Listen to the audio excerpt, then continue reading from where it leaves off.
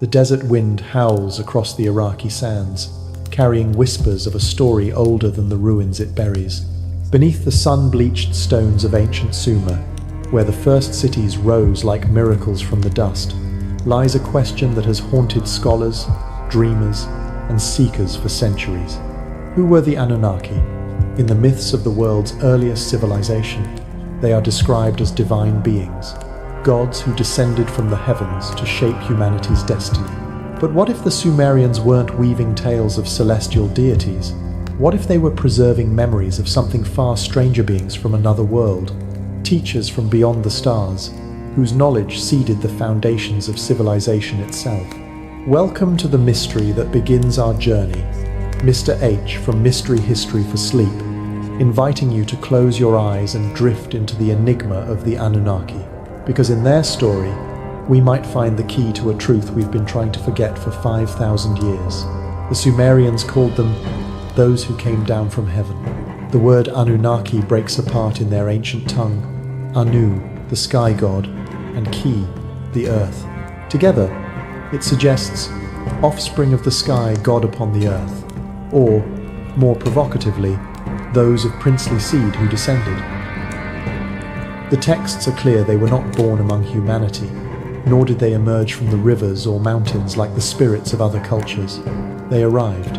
They came from above, bearing gifts of knowledge that transformed nomadic tribes into builders of cities, scribes of laws, and observers of the stars.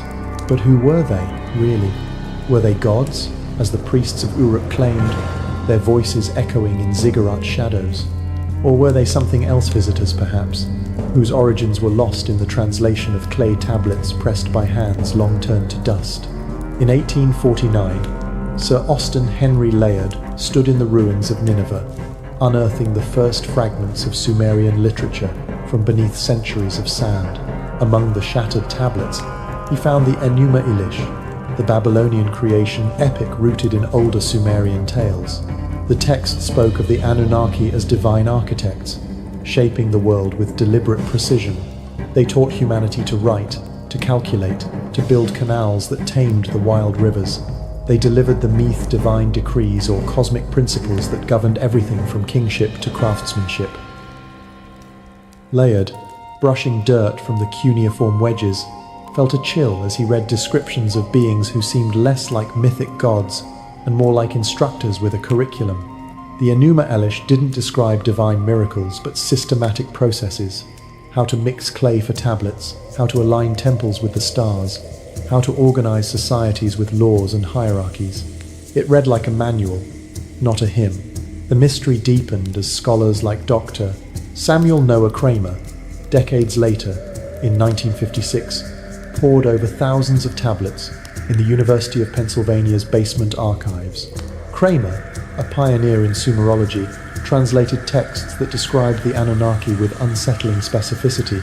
In the myth Enki and the World Order, Enki, the god of wisdom, traveled from city to city, assigning roles with the precision of a project manager. To Eridu, he gave irrigation techniques, detailing the depth of canals and the spacing of water gates. To he delivered protocols for brick production, specifying ratios of clay to straw. To Nippur, he assigned astronomical observations, with instructions for tracking Venus's 8-year cycle. Kramer's hands trembled as he realized these were not vague divine proclamations but technical directives, as if Enki were a consultant dispatched to ensure a civilization ran smoothly. The Anunnaki didn't just inspire, they engineered. But what if this engineering wasn't divine? In the 1970s, a controversial figure named Zecharia Sitchin proposed a radical interpretation that sent ripples through both academic circles and fringe communities. Sitchin, studying the same texts as Kramer, argued that the Anunnaki were not gods, but extraterrestrial beings from a planet called Nibiru, orbiting beyond the known solar system. According to Sitchin, they arrived on Earth 450,000 years ago, seeking gold to stabilize their planet's atmosphere. They genetically engineered early humans to serve as laborers, then taught them the arts of civilization to ensure their survival.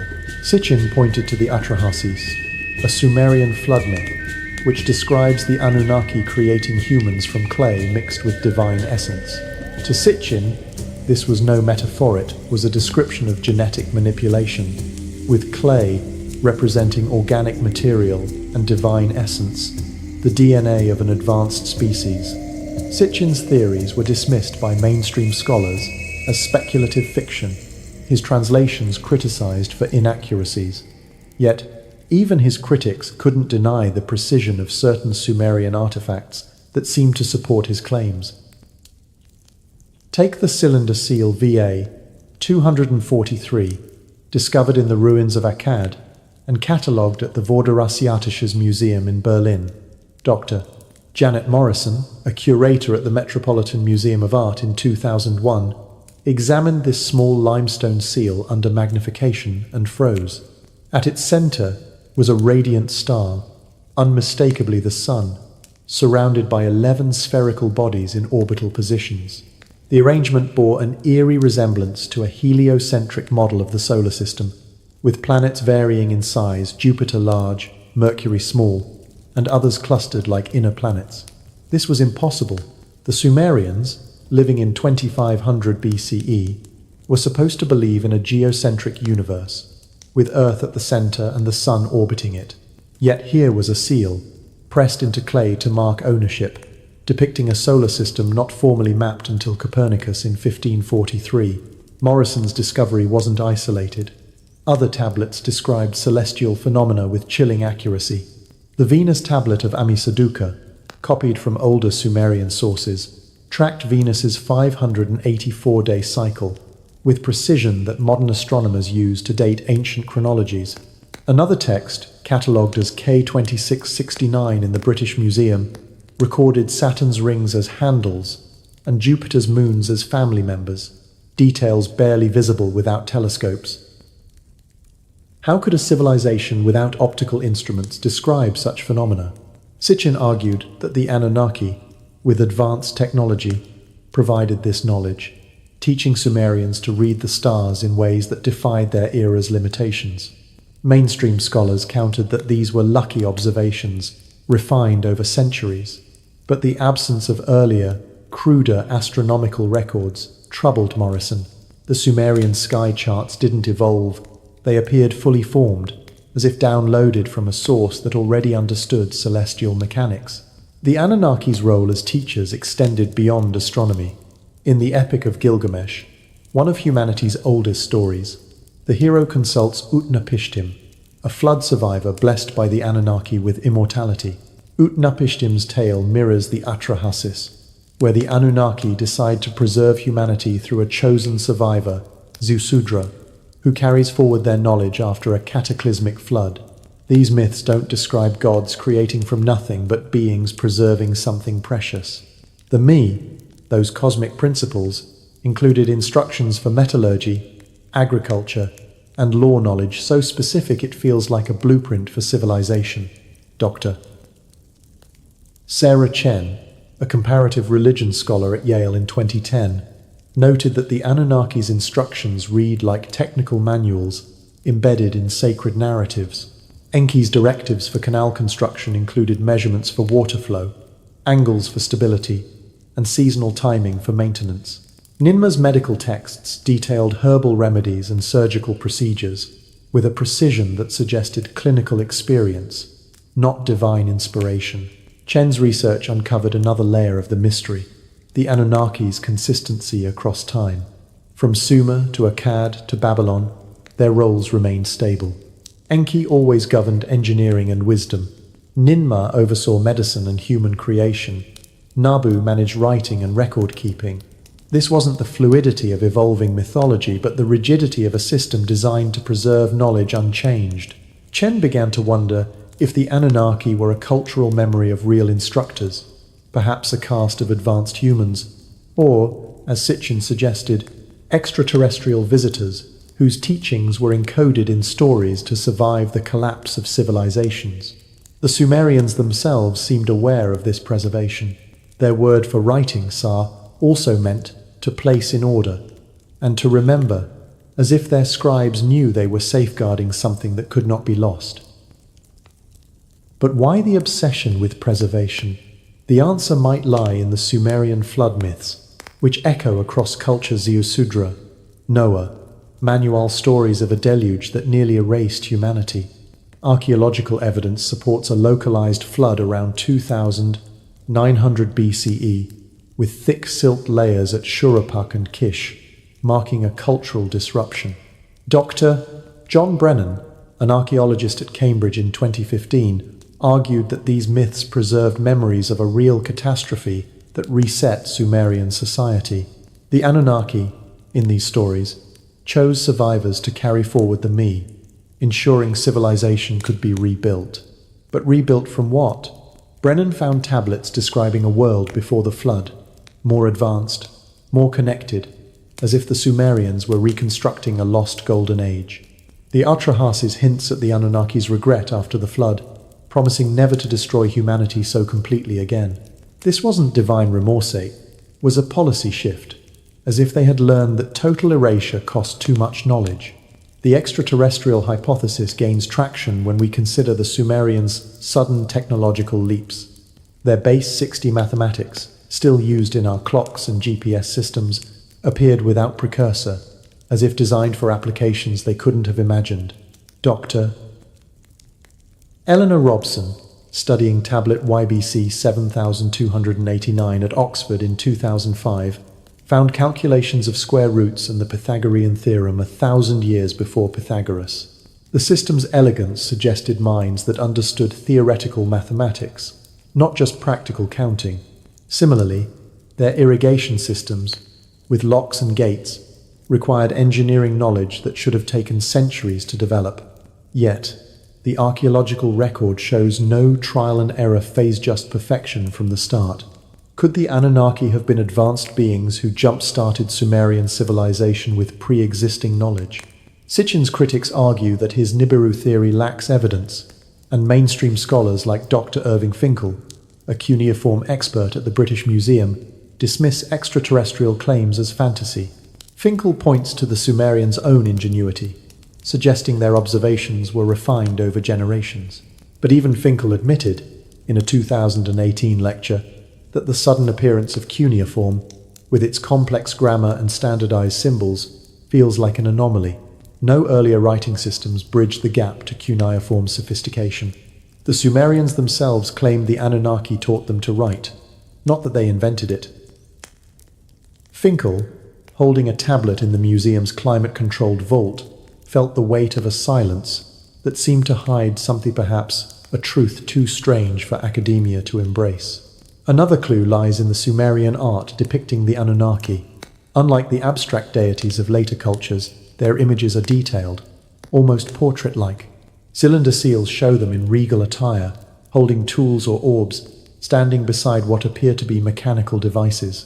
One seal, catalogued as BM 123456, depicts an Anunnaki figure with a winged object that resembles a spacecraft to some interpreters.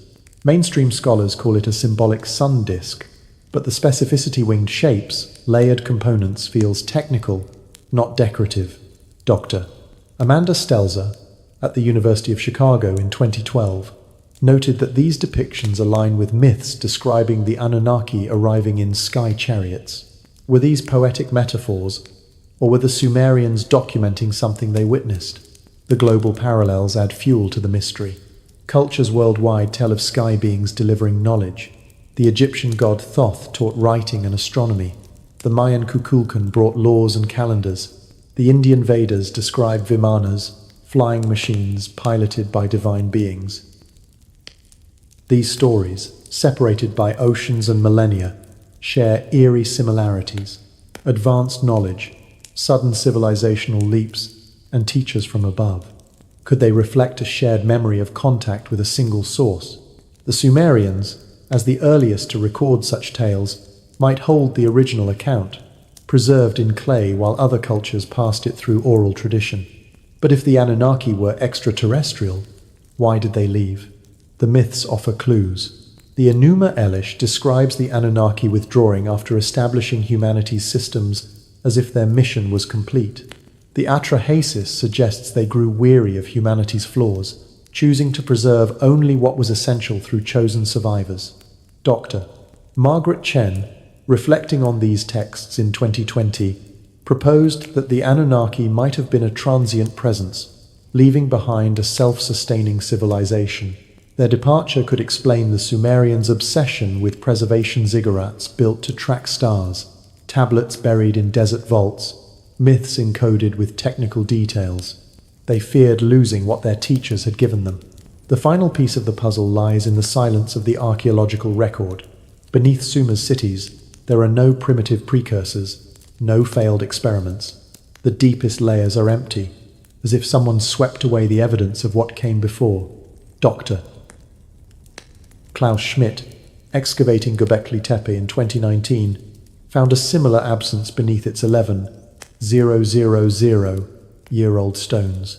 The site, older than agriculture, suggests a sophisticated culture that vanished without a trace. Could it be a remnant of the Anunnaki's influence? A staging ground before they reached Sumer? The deliberate burial of Göbekli Tepe, covered in earth around 8000 BCE, mirrors the Sumerian impulse to hide knowledge for future rediscovery. As the desert wind fades and the stars emerge over Mesopotamia, the question lingers like a shadow across the ruins. Were the Anunnaki gods, their stories born of human imagination? Or were they something more, visitors who left their mark in clay and stone, their legacy encoded in the foundations of our world? The tablets don't lie, but they don't confess either. They sit in museum vaults, their cuneiform wedges whispering of a time when humanity looked to the skies and saw not just stars, but teachers. And maybe, just maybe, those teachers are still out there, watching us rebuild from their blueprints, waiting for us to remember what we were never supposed to forget.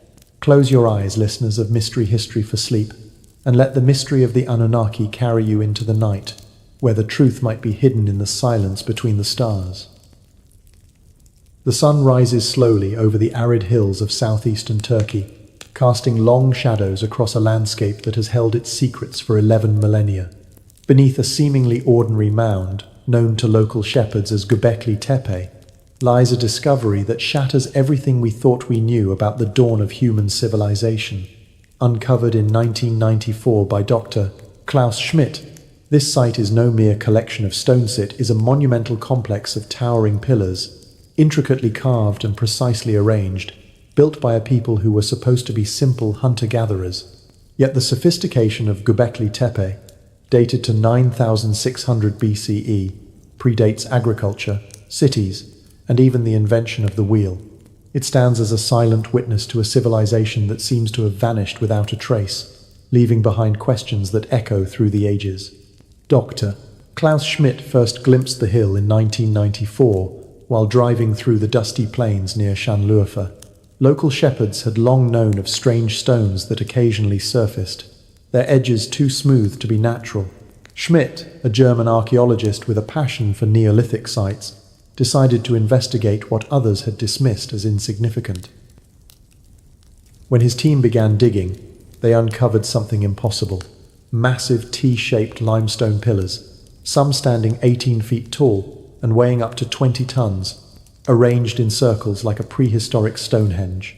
Radiocarbon dating placed their construction at 9600 BCE, making Göbekli Tepe older than the pyramids, older than Sumer's first cities, older than agriculture itself. Schmidt stood among the stones, his breath catching as he realized he was looking at the oldest monumental architecture known to humanity. But who built it, and why?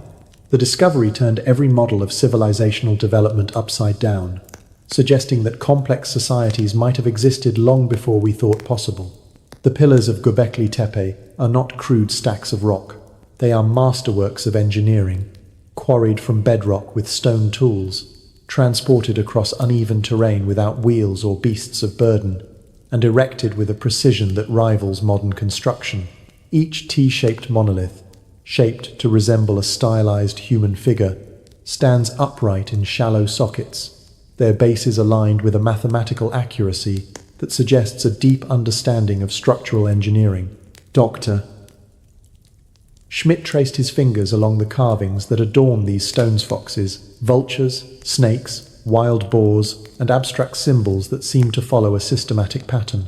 The artistry is breathtaking, with reliefs so detailed they imply a culture capable of symbolic thinking far beyond what hunter-gatherers were supposed to achieve. The figures wear belts and loincloths, their arms folded in a gesture that feels deliberate, almost ritualistic. Were these carvings mere decoration, or were they encoding a message meant to outlast the people who carved them?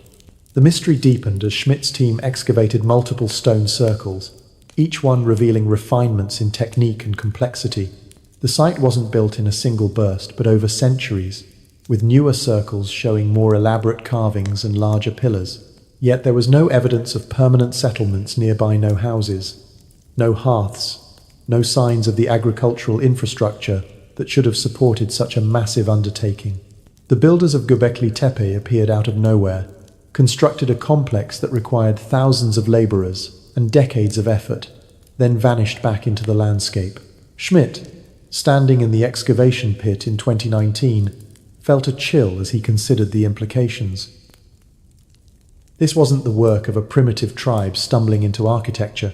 It was the product of a society with institutional knowledge, capable of organizing large-scale projects and preserving their plans across generations.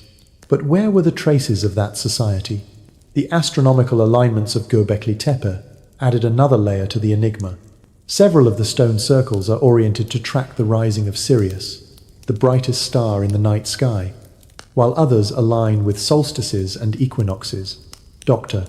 Martin Sweatman, a researcher at the University of Edinburgh in 2017, analyzed the carvings and proposed that they might represent a prehistoric star. Alignments suggests that the builders possessed systematic knowledge of celestial mechanics, a science we associate with later civilizations like Sumer or Egypt.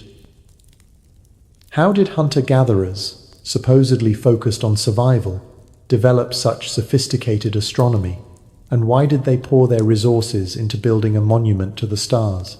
The carvings themselves hint at a deeper purpose. The Anomalians, Scorpions, Cranesair, not random but seem to follow a narrative logic, perhaps encoding myths or astronomical events. Dr. Schmidt noted a recurring motif of human-like figures, their features stylized but anatomically precise, as if carved from direct observation. Some researchers, like Dr.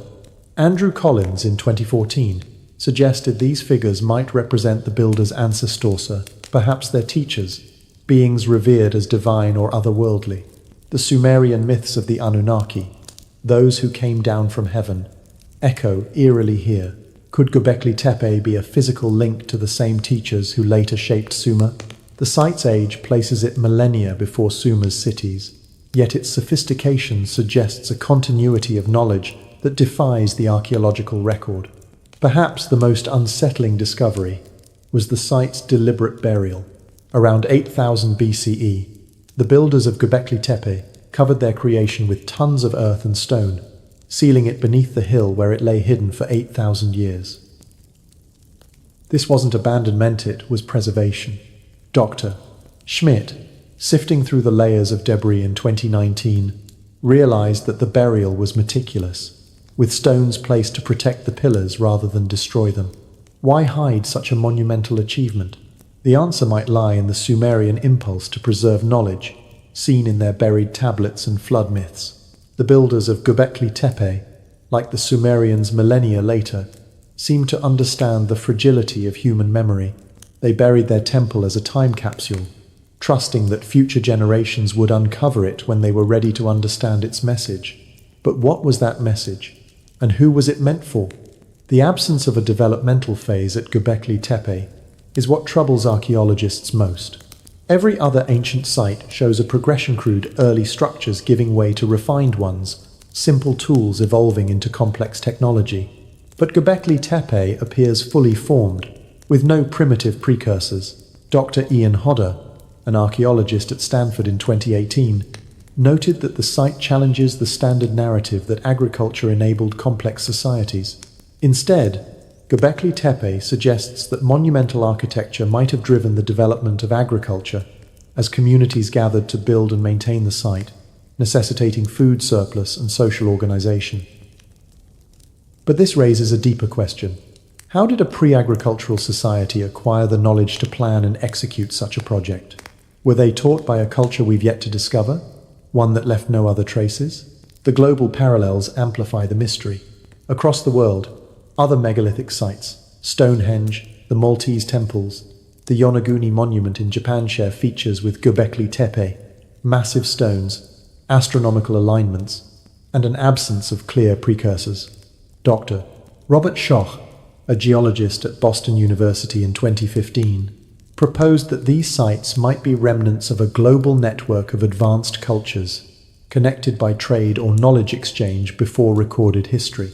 The Sumerian myths of the Anunnaki, with their tales of sky teachers, resonate with similar stories in Egypt, where Thoth delivered writing, or in Mesoamerica, where Quetzalcoatl taught astronomy.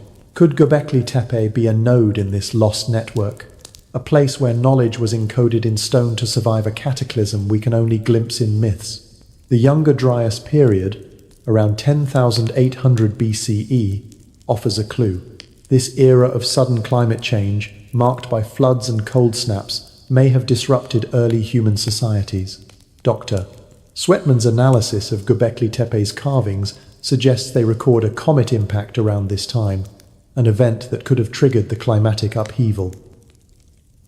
The vulture stone might depict this catastrophe, with symbols representing a cosmic event that reshaped the world.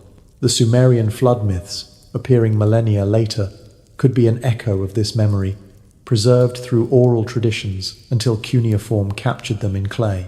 If Göbekli Tepe's builders survived such a disaster, their decision to bury the site might reflect a fear of another collapse, a determination to protect their knowledge for a future they couldn't guarantee. The carvings also hint at a spiritual or ritual purpose. The animals and humanoid figures suggest a cosmology, a way of understanding the universe that integrated the natural and celestial worlds. Dr. Eda Özdoğan, a Turkish archaeologist in 2020, proposed that Göbekli Tepe was a ceremonial center where rituals reinforced social bonds and preserved knowledge through performance. The pillars, with their human-like forms, might represent ancestors or deities, perhaps even the Anunnaki-like figures later revered by Sumerians. But the absence of domestic remains no homes, no tools for daily life suggests that Göbekli Tepe wasn't a city but a sanctuary, a place where knowledge was safeguarded through sacred acts. This aligns with the Sumerian practice of embedding technical instructions in myths, as if both cultures understood that stories and stones outlast empires. The silence of Göbekli Tepe is deafening. For 8,000 years it lay hidden while civilizations rose and fell. Sumer built its ziggurats, Egypt raised its pyramids, Rome conquered the Mediterranean. Yet none knew of the hill in Turkey that predated them all. Dr. Schmidt, standing among the pillars in his final excavation season, felt the weight of that silence. The site was a message, carved with a purpose we can't fully decipher. Its builders knew something about the fragility of human achievement, the ease with which knowledge can be lost. They built Göbekli Tepe to endure, not just as a temple but as a library in stone, encoding wisdom in symbols and alignments that could survive millennia. What haunts modern researchers is the possibility that Göbekli Tepe isn't unique. Other sites, like Karahan Tepe, also in Turkey, and dated to a similar period, show comparable sophistication. Dr. Necmi Karul, excavating Karahan in 2021, found smaller T-shaped pillars and enclosures, suggesting a regional tradition of monumental construction. If multiple sites existed, what else lies buried beneath the Earth's surface, waiting to rewrite our history? The Sumerians, appearing 6,000 years later, share Göbekli Tepe's obsession with preservation tablets buried in vaults, ziggurats aligned with stars, myths of teachers from the sky. Could Sumer have been a continuation of this tradition, a second attempt to rebuild what Göbekli Tepe's builders lost? As the stars wheel above the Turkish hills, Göbekli Tepe stands as a challenge to everything we believe about our origins. It whispers of a civilization that knew how to carve stone and read the heavens before humanity was supposed to dream of such things. Its pillars, silent but eloquent, suggest a world where knowledge was a sacred trust. buried against the day when we might forget. Listeners of Mystery History for Sleep, let the enigma of Göbekli Tepe carry you into the night.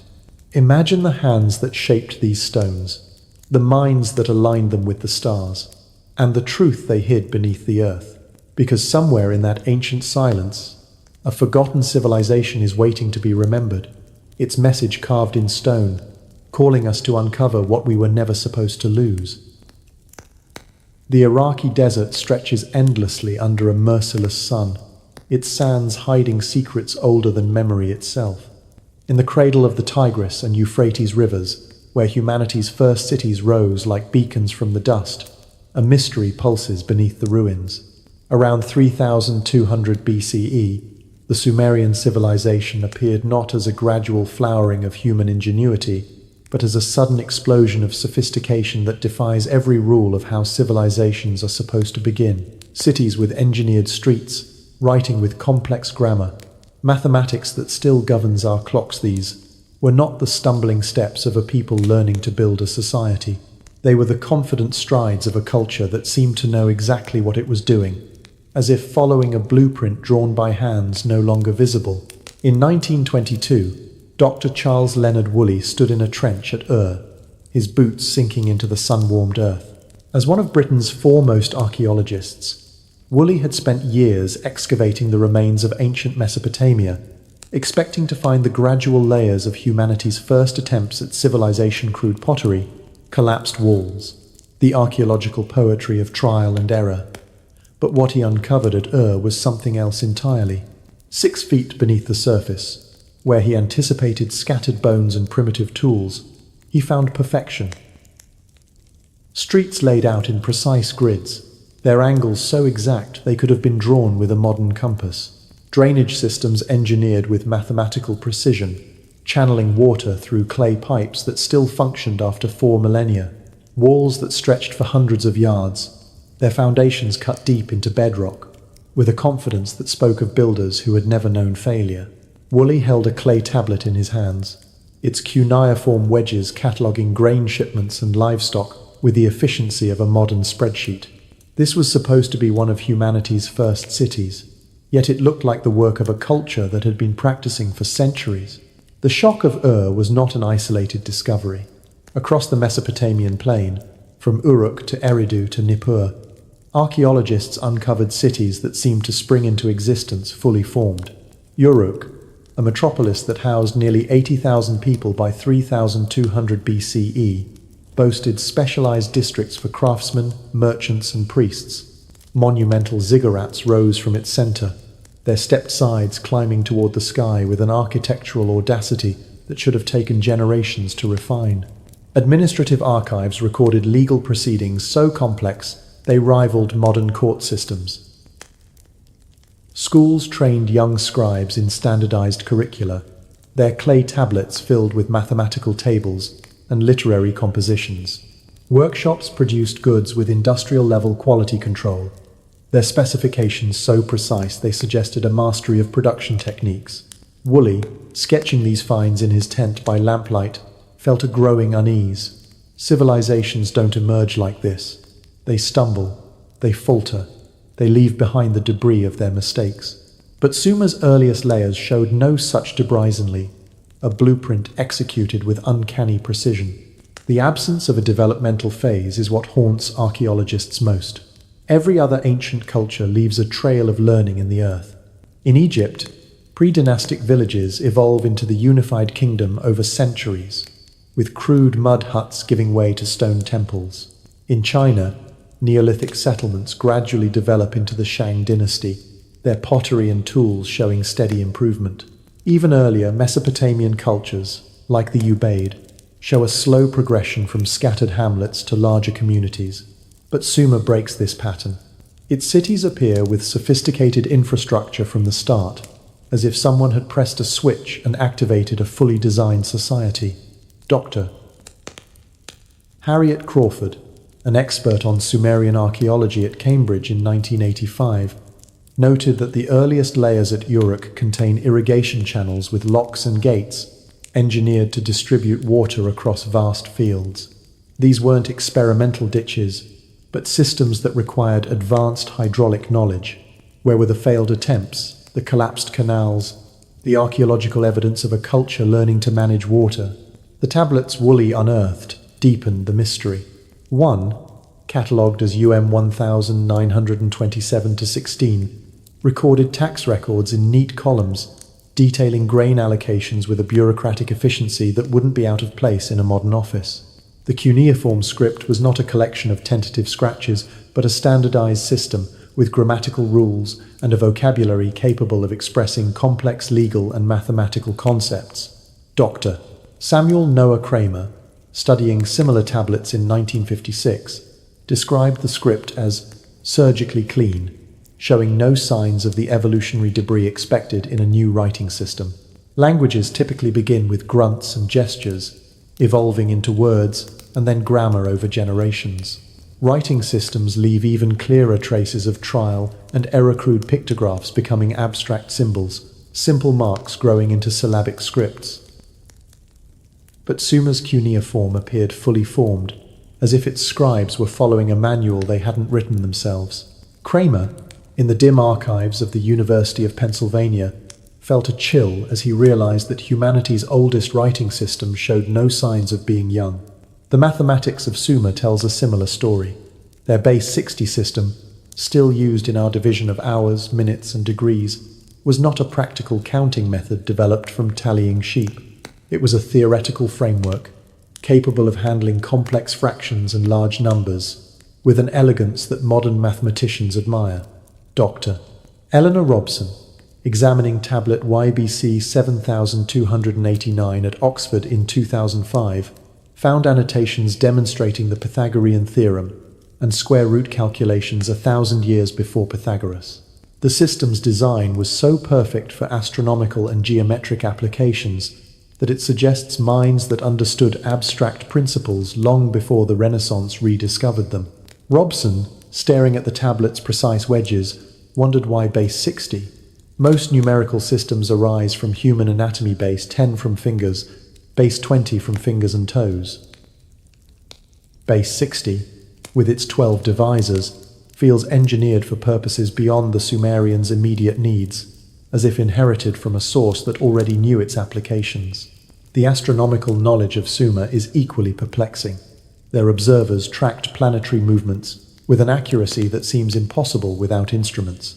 They knew Venus was a single planet, whether it appeared as the morning or evening star, a realization that eluded the Greeks until the 6th century BCE. They predicted eclipses and calculated celestial cycles with mathematical precision, as seen in the Venus tablet of Amisaduqa. Dr. Hermann Hunger, studying these records in Vienna in 1998, found that Sumerian calculations of the synodic month, 29 days, 12 hours, 44 minutes, and 3.3 seconds differed from modern measurements by less than half a second. This precision, achieved with water clocks and naked eye observation, suggests a knowledge base that should have taken centuries to accumulate. Yet the earliest Sumerian astronomical texts show no crude precursors, no tentative observations refined over time.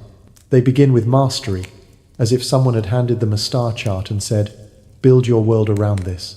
The ziggurats, those towering stepped pyramids, embody this sudden sophistication. Dr. Margaret Whitney, standing at the base of the Ziggurat of Ur in 2010, noted its precise cardinal alignment, with corners pointing north, south, east, and west. The structure's staircases faced specific celestial rising points, and its proportions followed geometric ratios that encoded astronomical cycles. These were not random temples but instruments of observation, built to track the heavens with a precision that accounted for axial precession, a phenomenon so subtle it requires centuries of data to detect. Whitney's surveys revealed that ziggurats across Sumer followed the same design, as if every city received the same architectural plans. The repetition, spanning centuries and cities, suggests a cultural obsession with fidelity, as if the builders feared deviating from a pattern they couldn't explain. The Sumerian myths offer clues to this sudden emergence. Their creation stories don't describe a gradual rise from savagery but a deliberate transfer of knowledge. The Anunnaki, those who came down from heaven, are portrayed as teachers, delivering them cosmic principles that included writing, mathematics, and engineering. Dr. Sarah Chen, analyzing Enki and the world order at Yale in 2015, found that Enki's instructions were startlingly specific: canal depths, brick ratios, legal protocols. This wasn't mythology, but a curriculum, encoded in stories to ensure its survival. Chen wondered if the Sumerians were preserving memories of real instructors, perhaps an advanced human culture, or something stranger whose knowledge they inherited but didn't fully understand. The word Mi itself, meaning divine decrees or cosmic laws, suggests something recovered, not invented, as if Sumer was rebuilding from fragments of a lost whole. The archaeological silence beneath Sumer's cities is perhaps the most troubling clue. In the deepest layers, where we expect to find the ancestors of their civilization crude tools, early settlements, there is nothing. Not the natural emptiness of uninhabited places, but a deliberate absence, as if someone had swept the record clean. Dr. John Brennan, excavating at Eridu in 2018, described it as walking into a house where the family photos had been removed, leaving only faint outlines on the walls. The Sumerians themselves seemed aware of this void. Their myths speak of a world before the flood, a time of greater knowledge that was nearly lost. The Atrahasis describes Ziusudra, a survivor chosen to preserve the Mi through a deluge that reset civilization. Brennan, sifting through flood layers dated to 2900 BCE, found evidence of a cultural disruption, sophisticated settlements replaced by simpler ones. Yet the Sumerians who rebuilt afterward wielded knowledge far beyond what survivors should possess, as if they were working from a partial blueprint. This absence of precursors raises a chilling possibility. What if Sumer wasn't humanity's first civilization but its first reconstruction? The Ubaid culture, predating Sumer by centuries, shows gradual development, but its villages are modest compared to Sumer's sudden urban explosion. Could Sumer have inherited its systems from a culture that vanished, leaving only myths and buried tablets? The parallels with Göbekli Tepe, 6,000 years earlier, are striking. That Turkish site, with its carved pillars and astronomical alignments, suggests a pre-agricultural society with advanced knowledge buried deliberately to preserve it. Dr. Klaus Schmidt, reflecting on Göbekli Tepe in 2019, wondered if its builders were the Sumerians' distant predecessors, their knowledge passed down through oral traditions until cuneiform could capture it.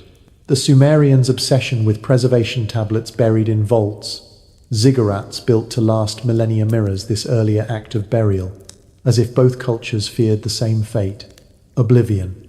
The global context deepens the mystery. Other ancient civilizations like Egypt and the Indus Valley show developmental phases, but Sumer stands alone in its abruptness. Yet their myths echo Sumer's tales of sky teachers: Thoth in Egypt, the Apkallu in Mesopotamia, the Seven Sages in India. These stories, separated by vast distances, suggest a shared memory of knowledge delivered from above. Dr. Amanda Stelzer, studying comparative mythology in Chicago in 2020, noted that these teacher figures often arrive after inventors but inheritors. The implications are staggering. If Sumer emerged from a lost source, how much of human history lies buried beneath our assumptions? The Sumerians built cities, wrote laws, and mapped the stars with a confidence that suggests they were following instructions. But whose?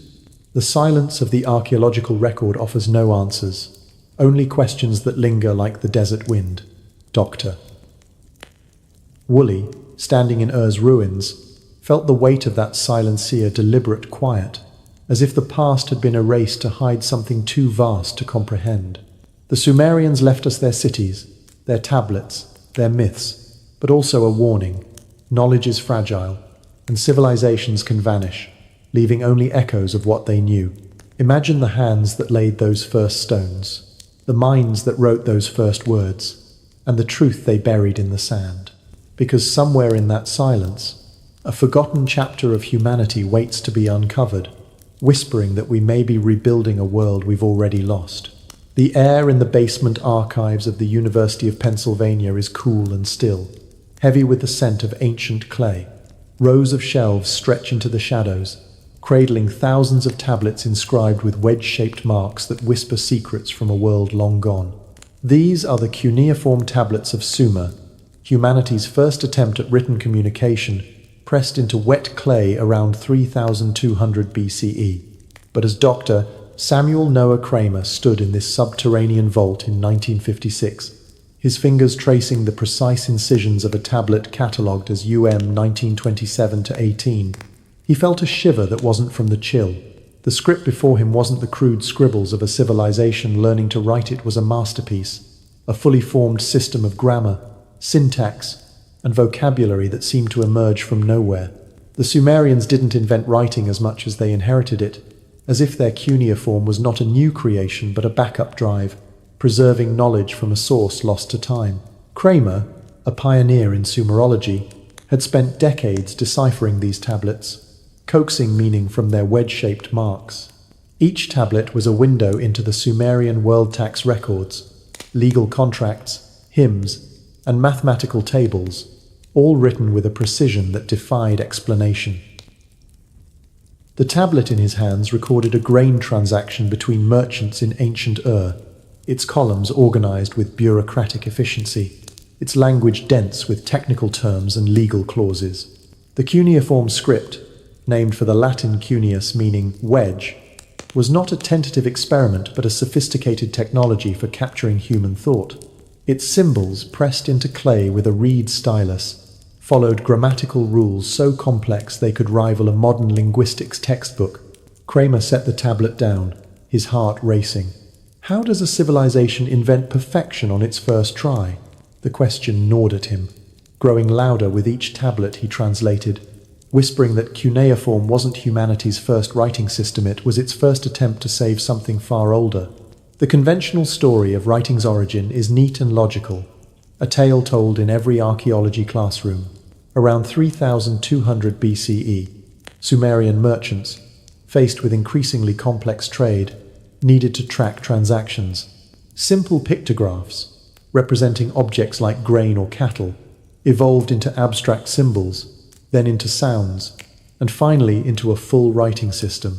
It's a tidy narrative, suggesting a gradual progression from crude marks to sophisticated script. But the archaeological record tells a different story. Dr. Denise Schmont-Besserat, studying Mesopotamian artifacts in the 1970s, found early clay tokens used for counting, but these were sporadic, inconsistent, and bore no clear developmental link to cuneiform's complexity.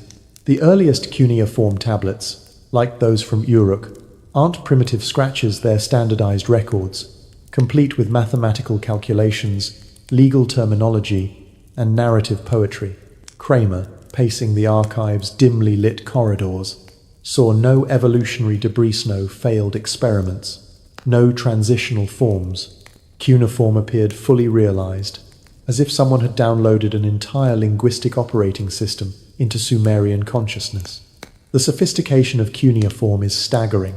The script could express everything from mundane accounting to cosmic mythology, its symbols adaptable to multiple languages: Sumerian, Akkadian, Hittite.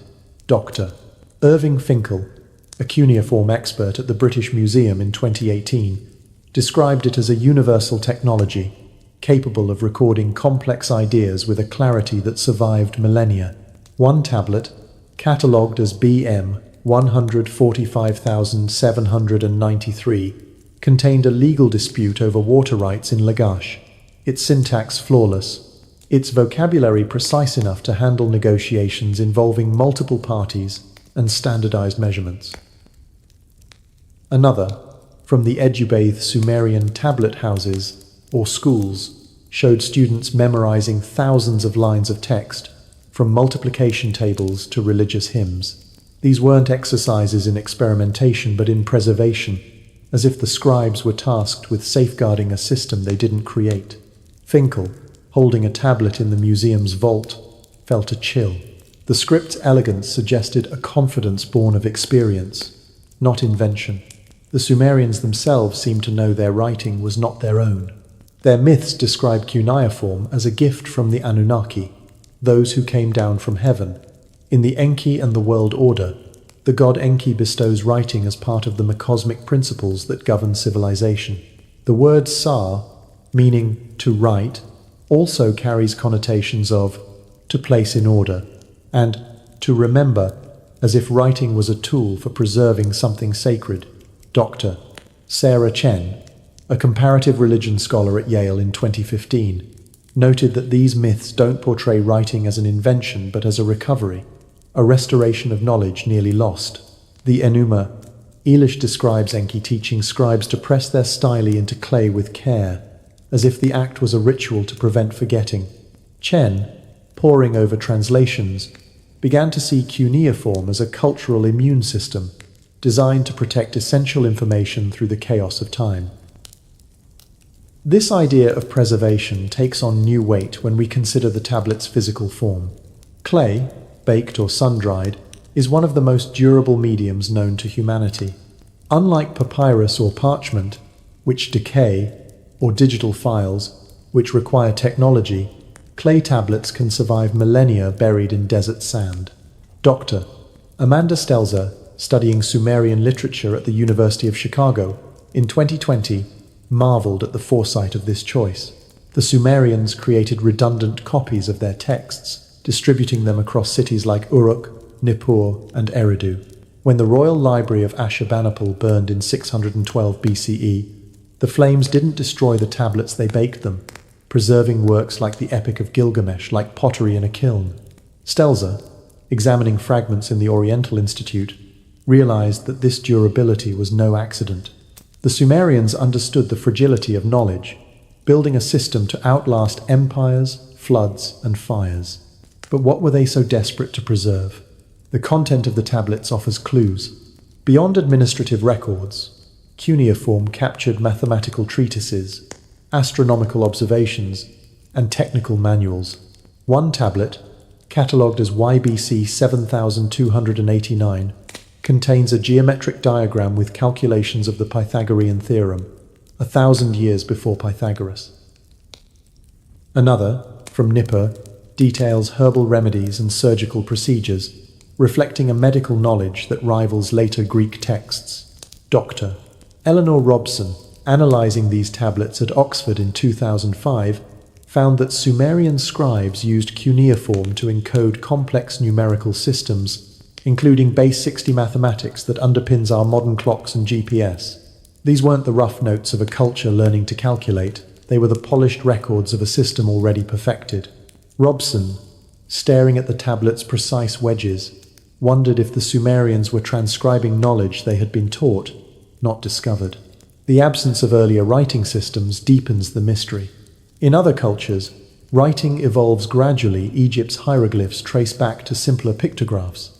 China's oracle bones show a progression from basic marks. But beneath Sumer's earliest tablets, there is nothing, no crude prototypes, no experimental symbols. Dr. John Brennan, excavating at Eridu in 2018, described the deepest layers as surgically clean, as if someone had erased the evidence of cuneiform's origins. This absence mirrors the broader silence beneath Sumer's cities, where no primitive settlements or failed experiments precede their urban sophistication. Brennan, sifting through the sand, felt as if he was standing in a house where the blueprints had been removed, leaving only the finished structure. The Sumerians' own myths hint at this erasure, describing a world before the flood, time of greater knowledge that was nearly lost, preserved only through the efforts of survivors like Ziusudra. The flood myths, found in texts like the Atrahasis, suggest that cuneiform was part of a deliberate effort to safeguard knowledge through catastrophe. The Anunnaki, in these stories, select Ziusudra to carry the myth principles of civilization through a deluge that resets the world. Archaeological evidence supports a localized flood around 2900 BCE, with silt layers at Shuruppak and Kish, marking a cultural disruption. Dr. Margaret Whitney, studying these layers in 2010, noted that the Sumerians who rebuilt afterward wielded knowledge far beyond what survivors of a catastrophe should possess. Their tablets, buried in vaults beneath ziggurats, seem designed to endure such disasters, as if the scribes knew their civilization could fall. Whitney, standing in the ruins of Ur, felt the weight of their foresight, a culture that wrote not to create but to prevent loss. The global parallels add another layer to the enigma. Other ancient cultures developed writing systems, but none match cuneiform's sudden sophistication. Egypt's hieroglyphs, appearing centuries later, show a clear evolution from pictographs. The Indus Valley script, still undeciphered, lacks the complexity of cuneiform's grammar. Yet Sumerian myths share themes with these culture teachers from the sky, knowledge delivered after a great flood. Dr. Andrew Collins, studying comparative mythology in 2014, proposed that these stories might reflect a shared memory of a lost source, a civilization that seeded writing across the ancient world. The Sumerians, as the first to record these tales in cuneiform, may have preserved the clearest echo of this source, their tablets acting as a backup drive for a knowledge system that predates recorded history. The technical precision of cuneiform tablets suggests a purpose beyond communication. Many contain what appear to be encoded instructions. A tablet from Lagash, catalogued as BM 123456, describes the construction of a canal, specifying angles, depths, and water flow rates with mathematical accuracy. Another, from Uruk, outlines astronomical observations, tracking Venus's cycle with a precision that modern astronomers use to calibrate ancient chronologies. Dr. Sarah Chen, analyzing these texts in 2015, saw them as more than records. They were manuals, designed to guide future generations in rebuilding what was lost. The Sumerian schools, or Ejuba, reinforced this preservation, training scribes to memorize vast corpora of texts, from legal codes to star charts. Chen, in her Yale office, began to see cuneiform as a cultural firewall, protecting knowledge against the fires of time, yet much of this knowledge was lost. Dr. Irving Finkel, in the British Museum's vault in 2018, estimated that less than 20% of recovered cuneiform tablets have been fully translated. Thousands remain in storage, their secrets locked in unread wedges. The destruction of Sumerian libraries at Uruk, Nippur, Eridubi fire, conquest or neglect erased countless texts. When Nineveh fell in 612 BCE, the burning of Ashurbanipal's library preserved some tablets by baking them, but others crumbled to dust. Finkel, holding a fragmented tablet, felt a quiet rage at the scale of the loss. For every surviving text, dozens more vanished, leaving gaps in our understanding of Sumer's origins. The untranslated tablets, sitting in museum vaults, might hold the key to cuneiform's true purpose the Sumerians hinted at in their myths, calling their writing a gift from the Anunnaki, a tool to remember what humanity was never meant to forget. The silence of those untranslated tablets is deafening. It echoes the silence beneath Sumer's cities, where no earlier scripts or cultures bridge the gap to cuneiform's complexity. Dr. Klaus Schmidt, reflecting on Göbekli Tepe in 2019, saw a parallel in its buried stones, a site 6,000 years older than Sumer, that also appeared without precursors. Could Göbekli Tepe's carvings, with their astronomical alignments and symbolic figures, be a proto-writing system, a precursor to cuneiform's wedges? The Sumerians' obsession with preservation burying tablets, encoding knowledge in myths mirrors Göbekli Tepe's burial, suggesting a shared fear of loss. Perhaps cuneiform was not an invention but a reinvention, a system designed to capture a legacy that was already fading when the first stylus touched clay. As the archive's lights dim, the tablets sit in their climate-controlled silence, their wedges sharp against the clay. They are more than relics, they are a message, written by a civilization that understood the fragility of knowledge. The Sumerians, with their perfect cities and star charts, didn't stumble into writing. They wielded it like a weapon against oblivion, preserving a truth we can only glimpse in fragments. The night sky above ancient Mesopotamia in 3200 BCE was a canvas of infinite darkness, untainted by the glow of modern cities. Thousands of stars pierced the blackness, each a silent mystery beckoning the Sumerians who gazed upward from the flat rooftops of their mud brick homes. Without telescopes, compasses, or even the concept of the wheel, they mapped the heavens with a precision that defies explanation, recording observations so accurate they rival modern calculations. Their star charts, etched into clay, tracked planets and predicted eclipses with a sophistication that seems impossible for a civilization just learning to write. How did they see what they saw? And who taught them to read patterns in the sky that would take other cultures millennia to discern? In 1998, Dr. Hermann Hunger stood in the quiet of Vienna's Academy of Sciences, his hands trembling as he held a photograph of a tablet catalogued as VAT 4956. This Babylonian artifact, copied from older Sumerian records, contained an astronomical diary for the year 568 BCE, detailing planetary positions, lunar phases, and stellar configurations. But what stopped Hunger's breath wasn't its age, it was its accuracy.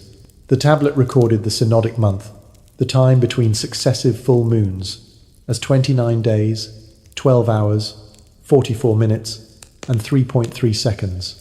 Modern astronomy places it at 29 days, 12 hours, 44 minutes, and 9 seconds, a difference of less than half a second. Achieved by a people using water clocks and shadows, this precision suggested a knowledge base far beyond their tools. Hunger, staring out at the Vienna skyline, felt a vertigo that mirrored the awe of those ancient stargazers, who seemed to see infinity with nothing but their eyes and clay. The Sumerians' astronomical achievements were not isolated anomalies. Their earliest records, from around 3200 BCE, show a mastery of celestial mechanics that should have taken centuries to develop. They distinguished planets from stars, recognizing that Venus, Mercury, Mars, Jupiter, and Saturn followed unique paths across the sky.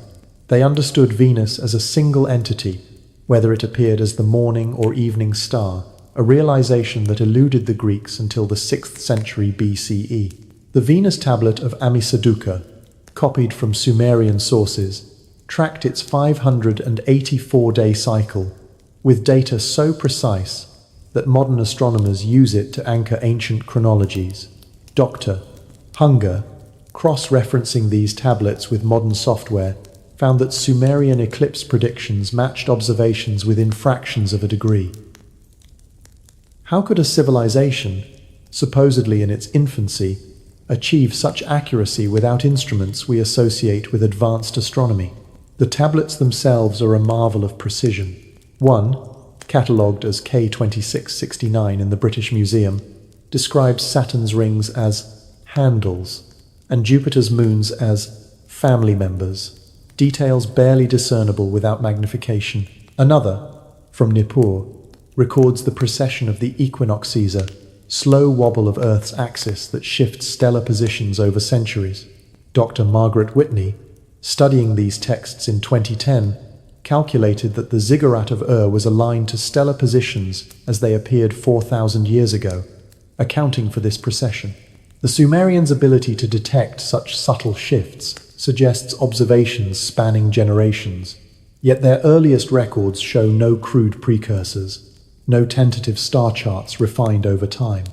Whitney, standing atop the ziggurat's weathered steps, felt a chill. These were not the notes of amateurs, but the records of experts, as if someone had handed them a manual for mapping the cosmos. The Sumerians' base 60 mathematics underpinned their astronomy, providing a framework so elegant it still governs our measurement of time and space. 60 seconds in a minute, 60 minutes in an hour, 360 degrees in a circle. These are Sumerian legacies, encoded in clay tablets that calculated planetary orbits with startling accuracy. Dr. Eleanor Robson, examining tablet YBC 7289 at Oxford in 2005, found annotations that computed angular measurements and fractional cycles, techniques that anticipated modern trigonometry. The base 60 system, with its 12 divisors, allowed precise division of celestial arcs without the messy fractions that plague other numerical systems. Robson, tracing the tablet's wedges, wondered why base 60. Most counting systems arise from human anatomy. Base 10 from fingers. base 20 from fingers and toes. Base 60 feels engineered, as if designed by minds that understood astronomical calculations long before the Sumerians pressed their first tablet. The ziggurats, those towering stepped pyramids, were more than temples, they were observatories. Dr. Whitney, in her 2010 survey of Ziggurat, noted its cardinal alignment, with corners pointing precisely north, south, as were instruments, built to measure the cosmos with a precision that implied inherited knowledge. Standing on Eridu's platform, Whitney felt the weight of a culture that seemed to know the stars as intimately as we know our own streets. The Sumerian myths offer a tantalizing clue to this knowledge's origins. The Enuma Elish describes the god Marduk, establishing the constellations and setting the calendar that governed earthly affairs.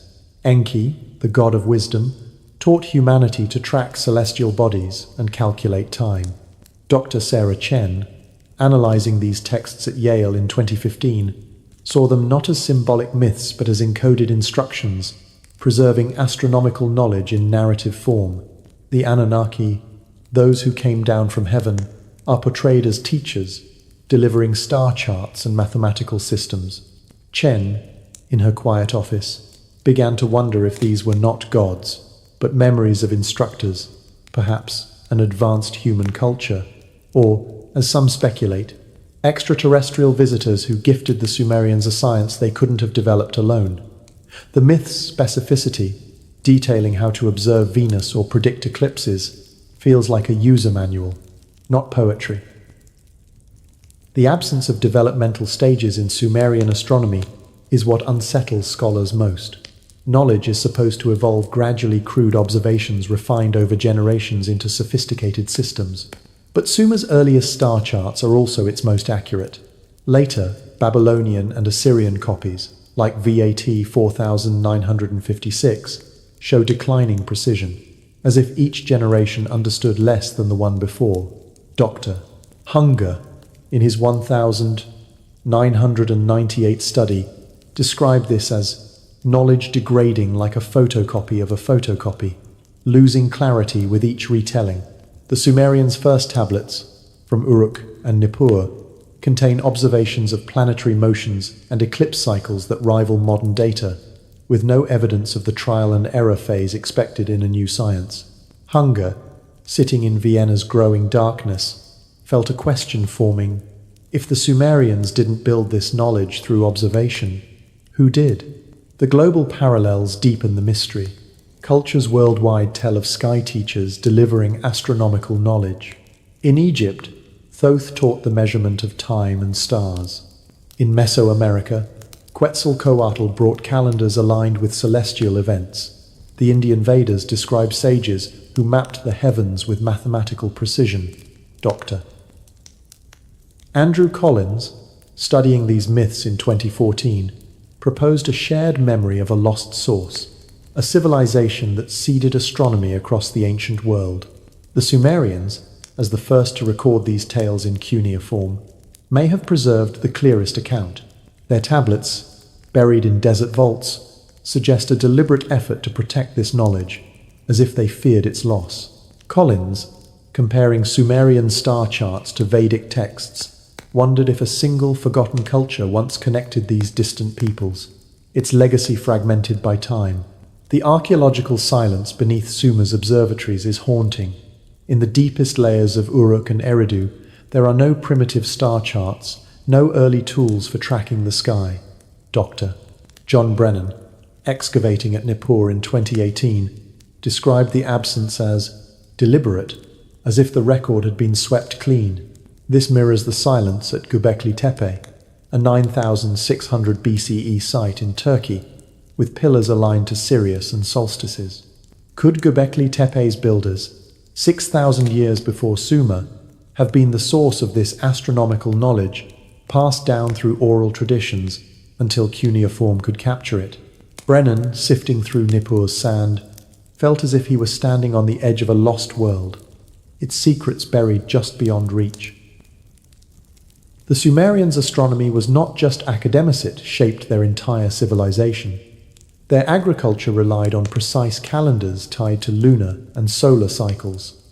Their festivals aligned with equinoxes and solstices.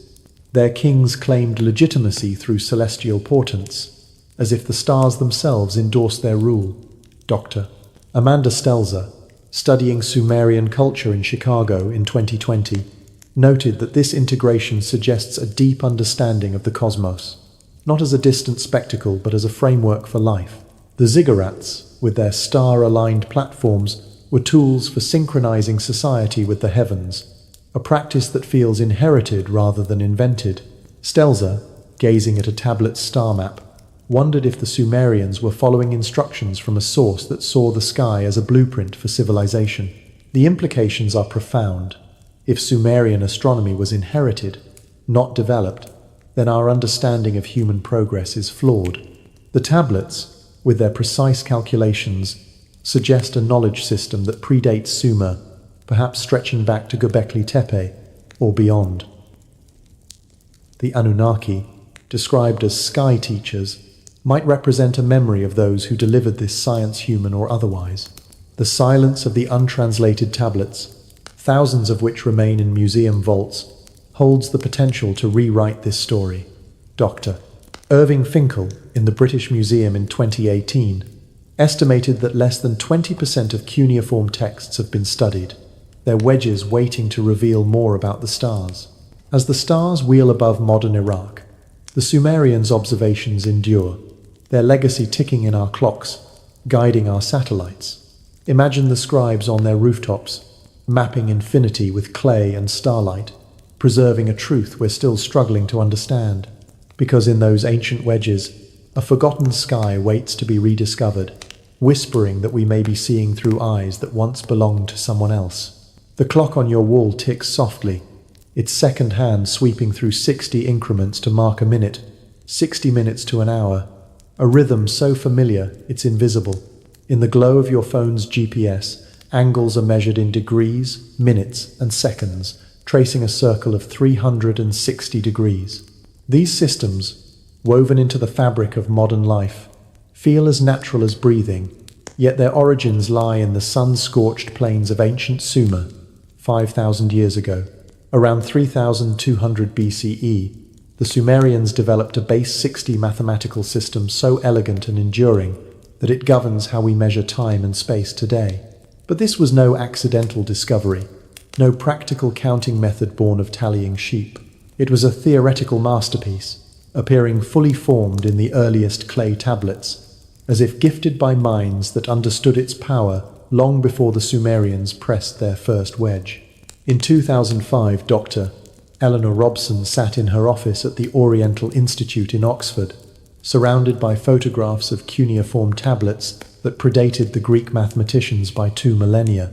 One tablet, catalogued as YBC 7289, lay before her a small clay square etched with precise wedges that changed her understanding of mathematical history.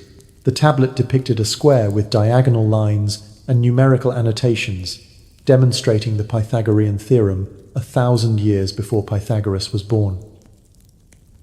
The calculations, performed in base 60 arithmetic, showed an approximation of the square root of 2, accurate to multiple decimal places. Robson's fingers traced the wedges, her mind reeling.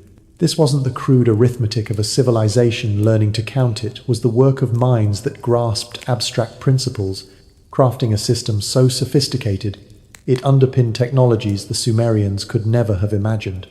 The base 60 system, or sexagesimal, is a mathematical marvel.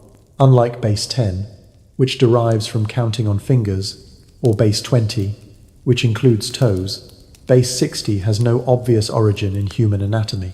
Its power lies in its divisibility. 60 can be divided by 1, 2, 3, 4, 5, 6, 10, 12, 15, 20, 30, and 60, making it ideal for precise calculations involving fractions and angles.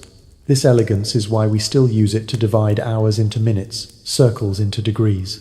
Dr. Robson, poring over the tablet's annotations, noted its use in complex computations, reciprocal tables, square and cube roots, even approximations of irrational numbers that wouldn't be formally defined until classical Greece. The Sumerians didn't just stumble upon this system. They wielded it with a confidence that suggested deep familiarity, as if it were inherited from a source already versed in its applications.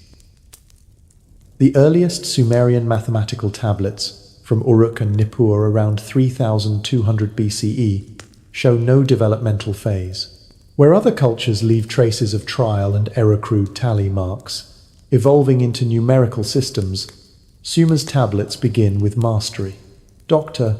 Samuel Noah Kramer, studying similar tablets in 1956 at the University of Pennsylvania, described their calculations as surgically precise.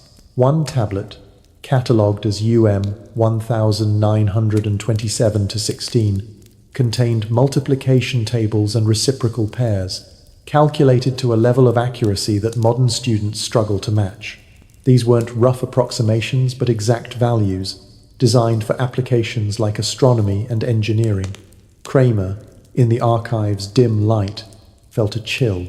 The absence of earlier, simpler systems suggested that the Sumerians were not inventing mathematics, but preserving it, following a blueprint they didn't create. The tablet's content reveals the system's versatility. A text from Lagash, catalogued as BM 123,456, calculated areas of fields with irregular shapes, using geometric methods that anticipated later Greek mathematics. Another, from Eridu, computed volumes for ziggurat construction, incorporating ratios that aligned with celestial cycles. Dr. Margaret Whitney, examining these tablets in 2010, noted that the ziggurat of Ur's proportions followed base 60 ratios, its angles and heights encoding astronomical measurements. The system's precision allowed Sumerian architects to align their temples with stars like Sirius, accounting for axial precession, a phenomenon requiring centuries of observation. Whitney, standing in Ur's ruins, wondered how a culture just learning to write could produce mathematics so perfectly suited for cosmic calculations. The Sumerian myths offer a clue to this mystery. The Enuma Elish describes the god Marduk establishing the constellations and setting the calendar, while Enki, the god of wisdom, delivers the cosmic principles that include mathematics. Dr. Sarah Chen, analyzing these texts at Yale in 2015, saw them as more than myths. The Mi weren't divine decrees, but encoded instructions, detailing how to calculate angles, divide time, and measure space. One myth, Enki and the World Order, specifies numerical systems for tracking grain and livestock, using base 60 to manage complex fractions. Chen, in her quiet office, began to suspect that the Anunnaki, those who came down from heaven, were not gods but teachers, perhaps an advanced human culture, or, as some speculate, extraterrestrial visitors who gifted the Sumerians a mathematical framework they couldn't have developed alone. The global impact of base 60 is staggering. Every time you check your watch, you're using a Sumerian system, its 60-second increments ticking in sync with their ancient calculations. GPS satellites rely on angular measurements derived from Sumerian degrees, guiding ships and planes with a precision rooted in clay tablets. Dr. Robson, reflecting on this in 2005, felt a peculiar vertigo. The entire infrastructure of modern technology, clocks, navigation, even computer processors synchronizing operations, rests on a mathematical foundation laid by a people who never saw an airplane or imagined a satellite. Yet their system works flawlessly for applications they couldn't have anticipated. How does a civilization accidentally create a framework so robust it survives 5,000 years of cultural upheaval? The absence of competing numerical systems deepens the enigma. In other ancient cultures, we see rival systems: Egypt's base 10 hieroglyphic numerals, China's evolving rod numerals, but in Sumer, base 60 dominates from the earliest records, with no evidence of experimentation or alternatives. Dr. John Brennan, excavating at Nippur in 2018, found mathematical tablets in the deepest layers, their calculations already sophisticated. No crude tallies or simpler bases precede them, as if the system appeared fully formed. Brennan, sifting through the sand, described the silence beneath these tablets as deliberate, like a room where the blueprints had been removed. The Sumerians' myths reinforce this, describing mathematics as a gift from the Anunnaki, not a human invention. The word Mi, tied to cosmic order, suggests a system recovered from chaos, not created from scratch. The Sumerian schools, or Ejiba, reveal the system's preservation. Young scribes memorized vast tables of numerical relationships, multiplication, reciprocals, squares, and cubesol in base 60.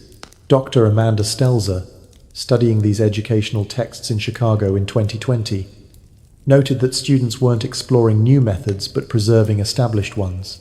The tablets, like those from Uruk's tablet houses, show a pedagogical system designed to maintain knowledge, not innovate. Stelzer, examining a student's practice tablet, saw it as a ritual of memory, ensuring that the system's precision endured across generations. This obsession with preservation mirrors the Sumerians' broader cultural impulse, burying tablets in vaults, building ziggurats to last millennia, encoding knowledge in myths to survive catastrophe. The flood myths, like the Atrahasis, provide context for this impulse. They describe a deluge that nearly erased civilization, with Ziusudra chosen to preserve the Mi through the chaos. Archaeological evidence from Shuruppak and Kish, dated to 2900 BCE, shows silt layers marking a cultural disruption. Dr. Irving Finkel, studying these myths in the British Museum in 2018, saw the Sumerians' mathematical tablets as part of this preservation effort, designed to safeguard knowledge against another flood. The base 60 system, with its universal applicability, was a perfect tool for this, its durability encoded in clay that could withstand fire and time.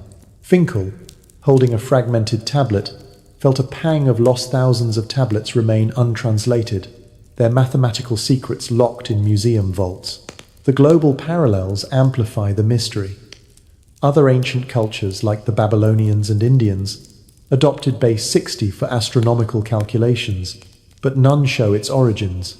The Indian Vedas describe mathematical systems for tracking celestial cycles, echoing Sumerian methods. Egyptian astronomy, while precise, relied on simpler base 10 systems. Dr. Andrew Collins, studying comparative mathematics in 2014, proposed that base 60 might stem from a lost source, a civilization that seeded numerical knowledge across the ancient world. The Sumerians, as the first to record it in cuneiform, may have preserved the clearest trace of this source, their tablets acting as a mathematical archive for a forgotten era. The connection to Göbekli Tepe, 6,000 years older, is haunting. Its pillars, aligned with Sirius and solstices, suggest a pre-agricultural culture with advanced mathematical knowledge. Dr. Klaus Schmidt, excavating the site in 2019, noted that its geometric proportions imply a system like base 60, used to calculate angles and alignments. Could Göbekli Tepe's builders have been the Sumerians' distant predecessors, their knowledge passed down through oral traditions until cuneiform captured it? The deliberate burial of Göbekli Tepe, around 8000 BCE, mirrors the Sumerians' buried tablets, suggesting a shared fear of Lhasa, fear that their mathematics was too precious to fade. As the Oxford clock chimes, its 60-second rhythm echoing Sumer's legacy, the tablets sit in silence, their wedges sharp against the clay. They are more than numbers, they are a message, written by a civilization that understood the fragility of knowledge. The Sumerians didn't invent base 60, they preserved it. Their calculations are lifeline to a past we can't see. The Iraqi sun climbs high over the desert, casting sharp shadows across the weathered bricks of the ziggurat of Ur. Its stepped sides rise like a man-made mountain, defying the sands that have buried so much of Sumer's past. Built around 2100 BCE, this towering structure is more than a template, a monument to a civilization that seemed to know too much, too soon. Its precise angles, astronomical alignments, and encoded mathematics suggest a purpose beyond worship, as if it were designed to preserve knowledge that could not be trusted to human memory alone. The Sumerians built their ziggurats with an obsessive fidelity, repeating the same design across centuries and cities, as if following instructions they dared not alter. Dr. Margaret Whitney stood at the base of Ur's ziggurat in 2010, her notebook filled with measurements that challenged everything she knew about ancient architecture. The structure, though eroded by 4 millennia, still cast a shadow with the precision of a sundial, marking the winter solstice as it had since the reign of King Ur-Nammu. Its corners aligned almost exactly with the cardinal directions north, south, east, and western achievement, requiring sophisticated astronomical and geometric knowledge. The 3 staircases climbing its sides faced specific celestial rising points, their angles calculated to track the movements of planets like Venus. Whitney's laser scans revealed that the ziggurat's proportions followed mathematical ratios tied to celestial cycles, its height and width encoding constants that wouldn't be formally defined until classical Greece. This was no ordinary template, was an instrument, a stone machine built to measure the cosmos and preserve its secrets. The ziggurats of Sumer, from Ur to Eridu to Nippur, share a haunting consistency. Each follows the same essential design, a stepped pyramid with a flat platform oriented to the stars, built with mud brick and baked clay. Dr. Whitney, surveying sites across Mesopotamia, noted that their variations were superficial different sizes, different decorative tiles, but their core plans were identical, as if every city received the same architectural blueprint. At Eridu, the Sumerians' mythical first city, archaeologists uncovered 17 construction layers beneath the main ziggurat, each rebuilt with the same proportions, the same orientation, the same astronomical alignments. This wasn't evolution but repetition, a cultural obsession with preserving a pattern across centuries. Whitney, climbing Eridu's worn steps, felt a weight in the air, as if the builders were terrified of forgetting something vital, something they couldn't explain. The precision of these structures is staggering. Dr. John Brennan, excavating at Nippur in 2018, found that the ziggurat's foundations were cut into bedrock with a confidence that implied advanced engineering. The bricks, though simple clay, with cuneiform records of astronomical observation star positions, planetary cycles, eclipse predictions. Brennan, holding one such tablet under the desert sun, realized that these structures were not just places of worship, but repositories of knowledge, their very architecture a backup drive for information too precious to lose. The ziggurat of Ur, standing over 100 feet tall in its prime, was positioned to serve as a massive observatory, its upper platform offering an unobstructed view of the Mesopotamian sky. The astronomical alignments deepen the mystery. Dr. Whitney's 2010 analysis showed that Ur's ziggurat tracked Venus's rising points with an accuracy that accounted for axial precession, the slow wobble of Earth's axis that shifts stellar positions over millennia. This phenomenon, so subtle it requires centuries of observation to detect, was encoded in the ziggurat's design, its staircases and platforms aligned to a sky as it appeared 4,000 years ago. Similar alignments appear at Eridu and Uruk, where ziggurats faced Sirius and solstice points. Dr.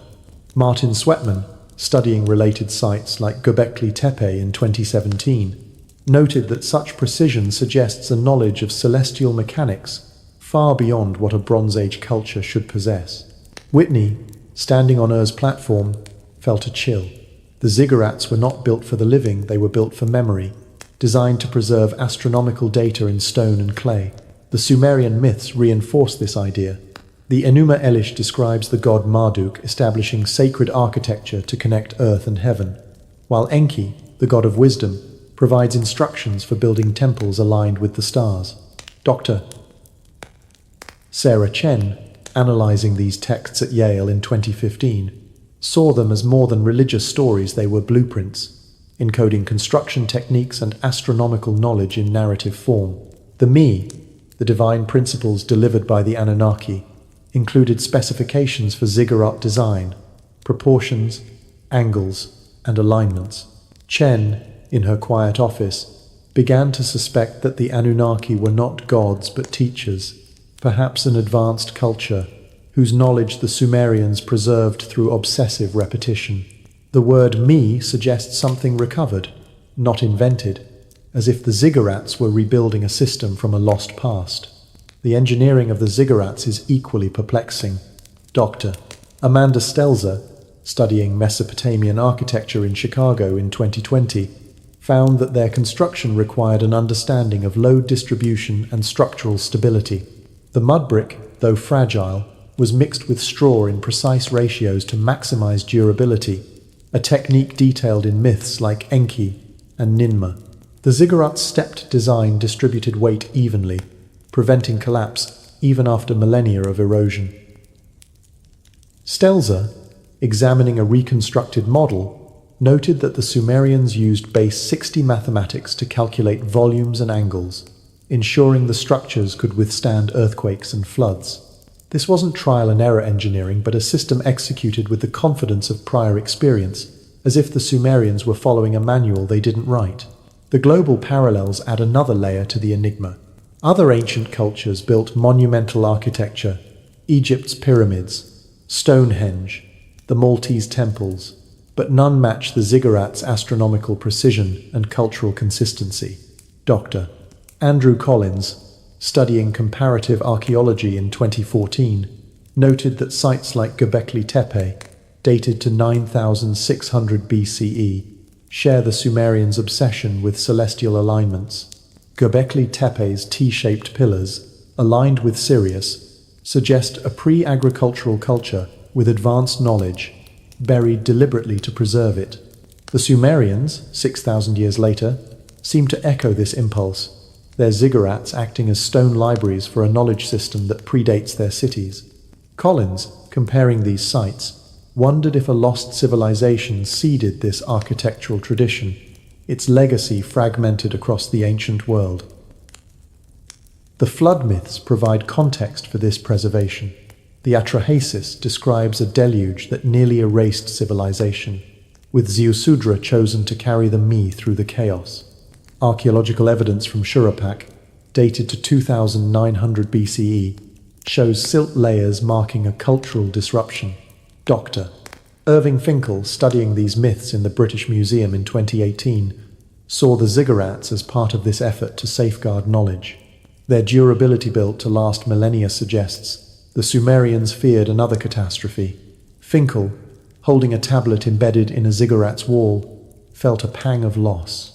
Thousands of such tablets remain untranslated, their cuneiform wedges holding astronomical and mathematical secrets that could reveal the ziggurat's true purpose. The silence beneath the ziggurats is haunting. In the deepest layers of Ur and Eridu, there are no primitive structures, no failed experiments. Dr. John Brennan, excavating at Nippur in 2018, described the absence as deliberate, as if the record had been swept clean. This mirrors the silence at Göbekli Tepe, where no earlier settlements explain its sophistication. Could the ziggurats be a continuation of that earlier tradition, a second attempt to preserve what was lost? The Sumerians' myths, describing the Anunnaki as teachers, suggest they were rebuilding from a blueprint, their ziggurats encoding knowledge in a language of stone and stars. Brennan, sifting through Nippur's sand, felt as if he stood on the edge of a forgotten world, its secrets buried just beyond reach. The ziggurats' endurance is their final message. Despite wars, floods, and the collapse of empires, they stand, their alignments still tracking celestial events, their proportions still revealing mathematical truths. Dr. Whitney, descending Ur's ancient stairs in 2010, saw tourists photographing ruins they didn't understand, standing on a library they couldn't read. The ziggurats are more than relics, they are a warning, built by a people who knew that civilizations fall, languages die, and knowledge fades. They encoded their wisdom in brick and mortar, trusting it would survive when all else was lost. Listeners of Mystery History for Sleep, let the mystery of the ziggurats carry you into the night. Imagine the builders, their hands shaping clay, their eyes on the stars, preserving a truth we're still struggling to decipher. Because in those ancient stones, a forgotten library waits, whispering that we may be standing on knowledge we've yet to reclaim. The flickering lamplight casts shadows across the clay tablets in a quiet office at Yale's Department of Near Eastern Languages, where ancient Sumerian stories whisper secrets from a world 5,000 years gone. These myths, etched in cuneiform by the scribes of Uruk and Eridu, are not mere tales of gods and heroes, but something far more profound, a coded archive of knowledge, preserving technical expertise in a form that could survive the collapse of empires. The Sumerians spoke of the Anunnaki, beings who descended from the heavens to teach humanity the arts of civilization, irrigation, medicine, law, and astronomy. But what if these stories were not divine fantasies but deliberate vessels for technical instructions, designed to outlast floods, fires, and forgetting? In 2015, Dr. Sarah Chen sat at her desk, surrounded by translations of Sumerian texts that challenged everything she thought she knew about mythology. As a scholar of comparative religion, Chen had studied creation myths from every corner of the world tales of gods, forging the cosmos with power and will, demanding worship from grateful humans. But the Sumerian myths were different. They didn't read like spiritual allegories, they read like project manuals. The text Enki and the World Order, one of the oldest narratives from Uruk, described Enki, the god of wisdom, traveling across Mesopotamia to assign roles to each city. To Eridu, he gave irrigation systems, specifying the depth of canals and the spacing of water gates. To he delivered protocols for brick production, detailing ratios of clay to straw. To Nippur, he assigned astronomical observations with instructions for tracking Venus's cycle. Chen's pulse quickened as she read. This wasn't mythology, it was project management, a blueprint for civilization encoded in sacred narrative. The specificity of these myths is what sets them apart. Unlike the vague pronouncements of Greek or Norse gods, the Sumerian pantheon operated with the precision of engineers. Enki didn't merely decree that canals should exist. He explained their construction, from the angle of slopes to the timing of flood management. In Enki and Ninmah, the goddess Ninmah molds humans from clay, but the text includes a recipe, 3 parts clay to 1 part water, kneaded until it holds shape without cracking. Dr. Amanda Stelzer, studying this myth in Chicago in 2020, recognized it as a pottery instruction, not a divine metaphor. The Sumerians embedded practical knowledge in their stories: how to build, how to heal, how to govern, as if they knew that narrative was a more durable medium than clay or stone. Stelzer, poring over the text, felt a chill. These myths were not about creation but preservation, a way to safeguard technical expertise against the chaos of time. The Anunnaki, central to these stories, are described as those who came down from heaven. Their roles are strikingly consistent across centuries, from Sumer to Akkad to Babylon. Enki governs hydraulic engineering and urban planning. Ninmah oversees medical procedures and public health. Nabu manages record-keeping and writing. Utu regulates legal contracts and solar timekeeping. Dr. Chen, cross-referencing tablets in 2015, noted that this stability was unusual. Most mythologies evolve, their gods' roles shifting with cultural changes, but the Anunnaki's functions remained fixed, as if they were preserving a curriculum that couldn't be altered. Chen began to wonder if the Anunnaki were not gods but a cultural memory of teachers, perhaps an advanced human caste, or, as some speculate, extraterrestrial instructors, whose knowledge was encoded in stories to ensure its survival. This encoding was a stroke of genius. In a world without mass literacy, where empires rose and fell, how do you preserve complex technical knowledge across generations? You wrap it in stories that people will repeat, consider sacred, and protect from alteration. Dr.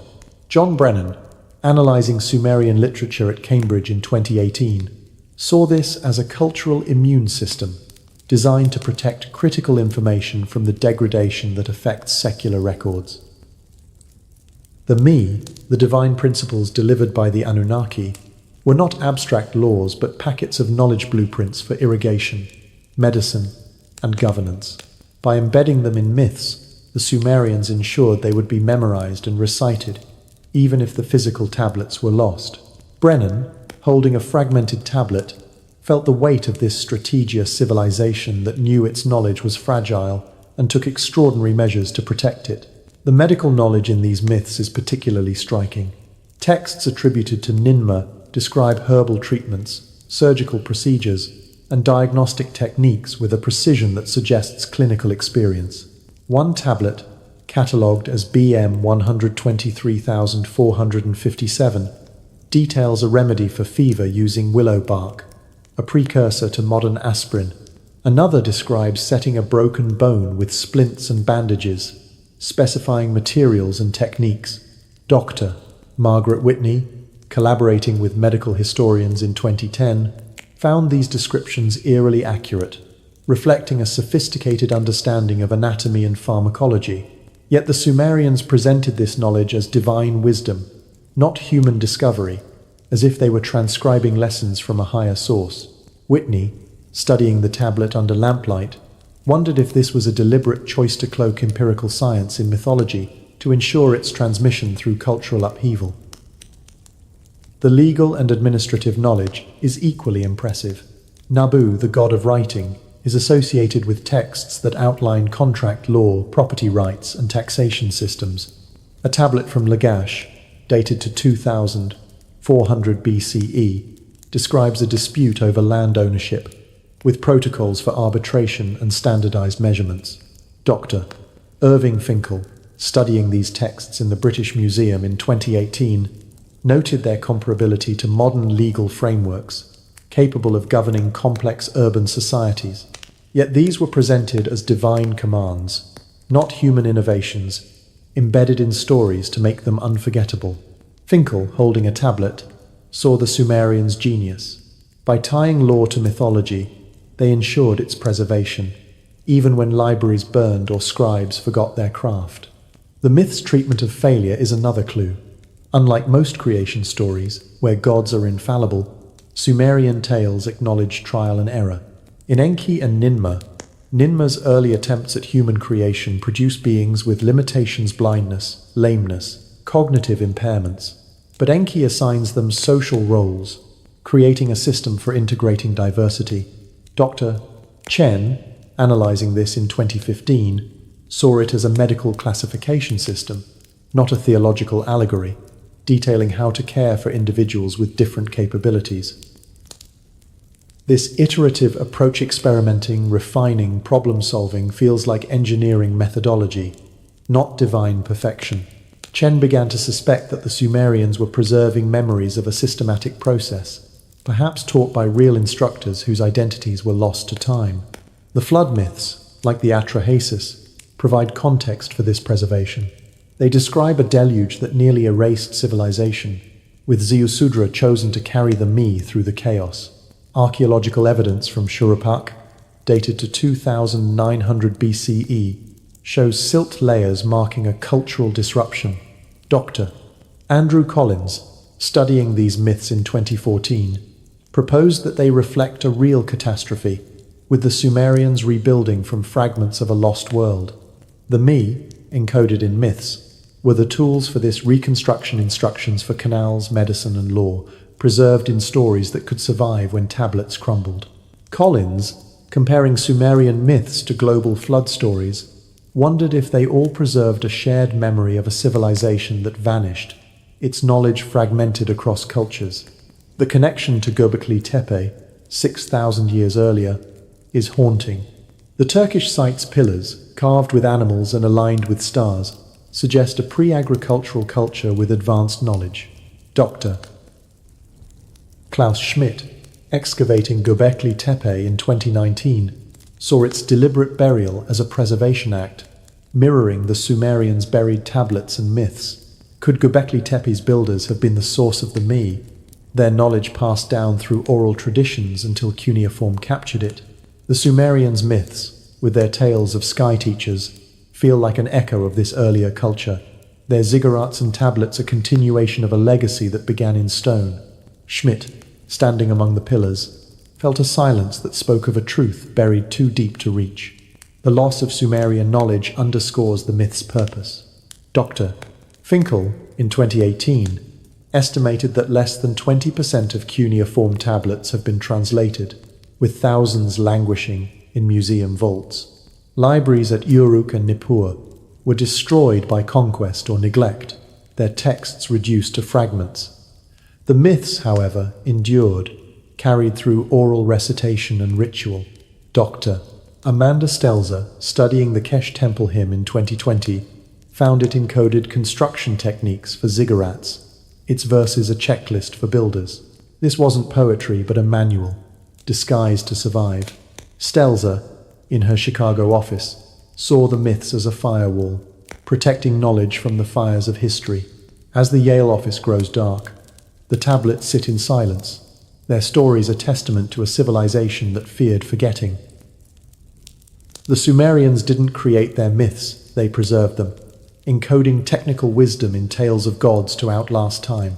Listeners of Mystery History for Sleep, let the mystery of Sumerian mythology carry you into the night.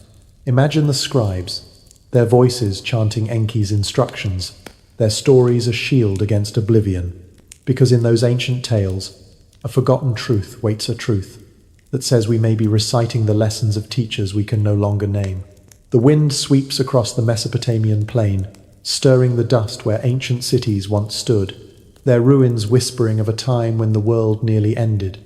In the Sumerian myths, a great flood swept away humanity, leaving only a chosen survivor to rebuild from the fragments of a lost age.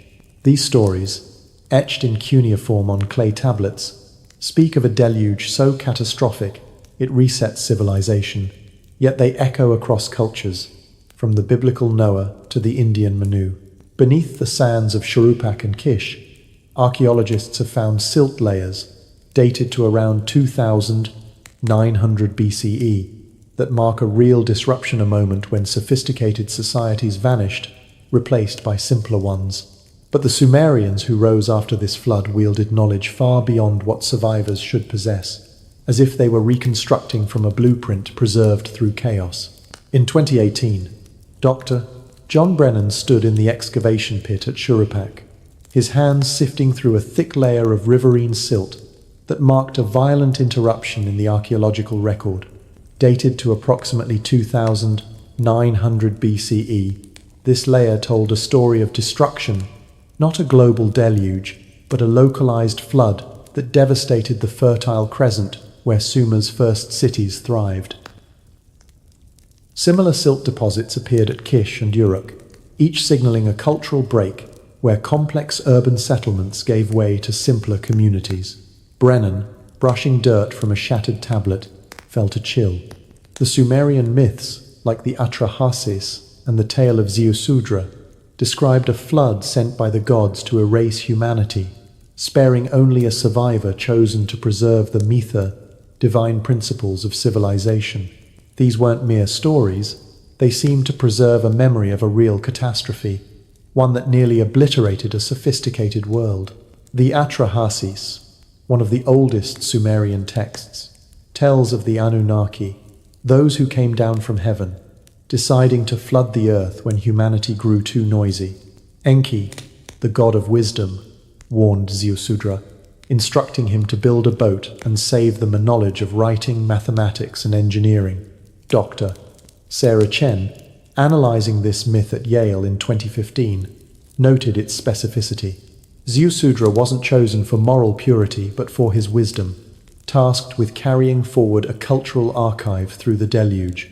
The text describes the flood's aftermath, a world reduced to silence, with Ziusudra rebuilding cities using the Mi as a guide. Chen, in her quiet office, saw this as more than mythology. It was a historical record, cloaked in divine narrative, of a society rebuilding from fragments of a lost era. The archaeological evidence supports this interpretation. The silt layers at Shuruppak, Kish, and dated to 2900 BCE, mark a sharp decline in cultural complexity. Before the flood, these sites boasted advanced urban planning, with grid-like streets and engineered drainage systems. After the flood, the settlements were smaller, their pottery cruder, their tools simpler. Yet, within a few centuries, Sumerian civilization re-emerged with astonishing sophistication. Cities, like Uruk, housing 80,000 people, ziggurats aligned with stars, and cuneiform tablets recording complex mathematics. Dr. Brennan, studying these layers in 2018, found no gradual recovery. The Sumerians who rebuilt seemed to possess knowledge that should have taken generations to rediscover, as if they were working from a preserved template. The myth's global parallels deepen the mystery. The biblical story of Noah, the Indian tale of Manu, and the Mesopotamian Ziusudra share eerie similarities. A chosen survivor, a boat, a flood that resets the world, and a mission to preserve knowledge. Dr. Andrew Collins, studying comparative mythology in 2014, proposed that these stories reflect a shared memory of a real catastrophe, perhaps tied to the Younger Dryas period around 10,800 BCE, when climatic upheaval triggered floods and disruptions. While Sumer's flood, dated to 2900 BCE, was more recent, it may echo an older memory, passed down through oral traditions until cuneiform captured it. Collins, comparing these myths, wondered if they all preserved fragments of a lost civilization, its knowledge scattered across cultures like debris after a storm. The Sumerians' post-flood achievements are what trouble scholars most. Their base 60 mathematics, cuneiform script, and astronomical observations appeared with a precision that suggests continuity, not reinvention. Dr. Eleanor Robson, examining mathematical tablets in Oxford in 2005, found calculations of square roots and geometric ratios that should have required centuries of development. Yet these tablets, from the earliest layers of Uruk, show no crude precursors. Similarly, the ziggurats, rebuilt after the flood, followed precise astronomical alignments, as if the builders had access to a star chart from a previous era. Robson, tracing the wedges of tablet YBC 7289, felt a vertigo. The Sumerians weren't starting from scratch, they were reconstructing, using knowledge that survived the deluge in ways we can't fully trace. The Mi, central to the flood myths, are described as cosmic principles writing, law, engineering delivered by the Anunnaki. Dr. Amanda Stelzer, studying the Epic of Gilgamesh in Chicago in 2020, noted that Utnapishtim, a flood survivor like Ziusudra, was granted immortality to preserve these principles. The Mi weren't abstract virtues but practical instructions, encoded in stories to ensure their survival. One tablet, catalogued as BM 123456, describes irrigation techniques with specific measurements for canal depths and water gates, mirroring Enki's instructions in the myths. Stelzer, in her office, saw these stories as a cultural firewall designed to protect technical knowledge through catastrophe. The Sumerians, by embedding the Mi in sacred narratives, ensured they would be recited and remembered, even if their cities fell. The flood's aftermath in the myths is telling. The Anunnaki express regret, promising never to destroy humanity so completely again. Dr. Chen, in 2015, saw this as a policy shift, not divine remorsey recognition that total erasure cost too much knowledge. The Sumerians who rebuilt after 2900 BCE seem to act on this lesson, burying tablets in vaults and building ziggurats to last millennia. Dr.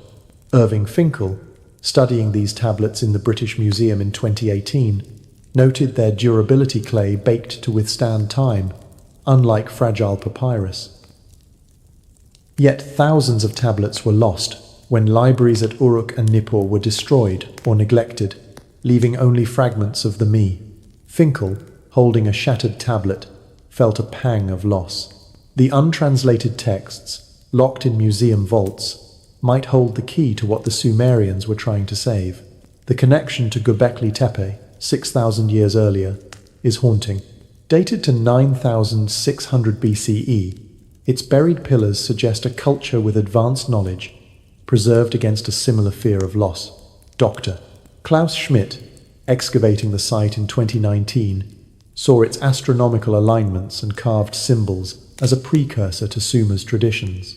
The deliberate burial of Göbekli Tepe, around 8000 BCE, mirrors the Sumerians' buried tablets. as if both cultures knew their knowledge was fragile. Could the flood myths be an echo of an earlier catastrophe? Perhaps the younger Dryas, with Sumer's flood a later reflection of that memory? Schmidt, standing among the pillars, felt a silence that spoke of a truth buried too deep to reach. The global flood stories suggest a universal trauma.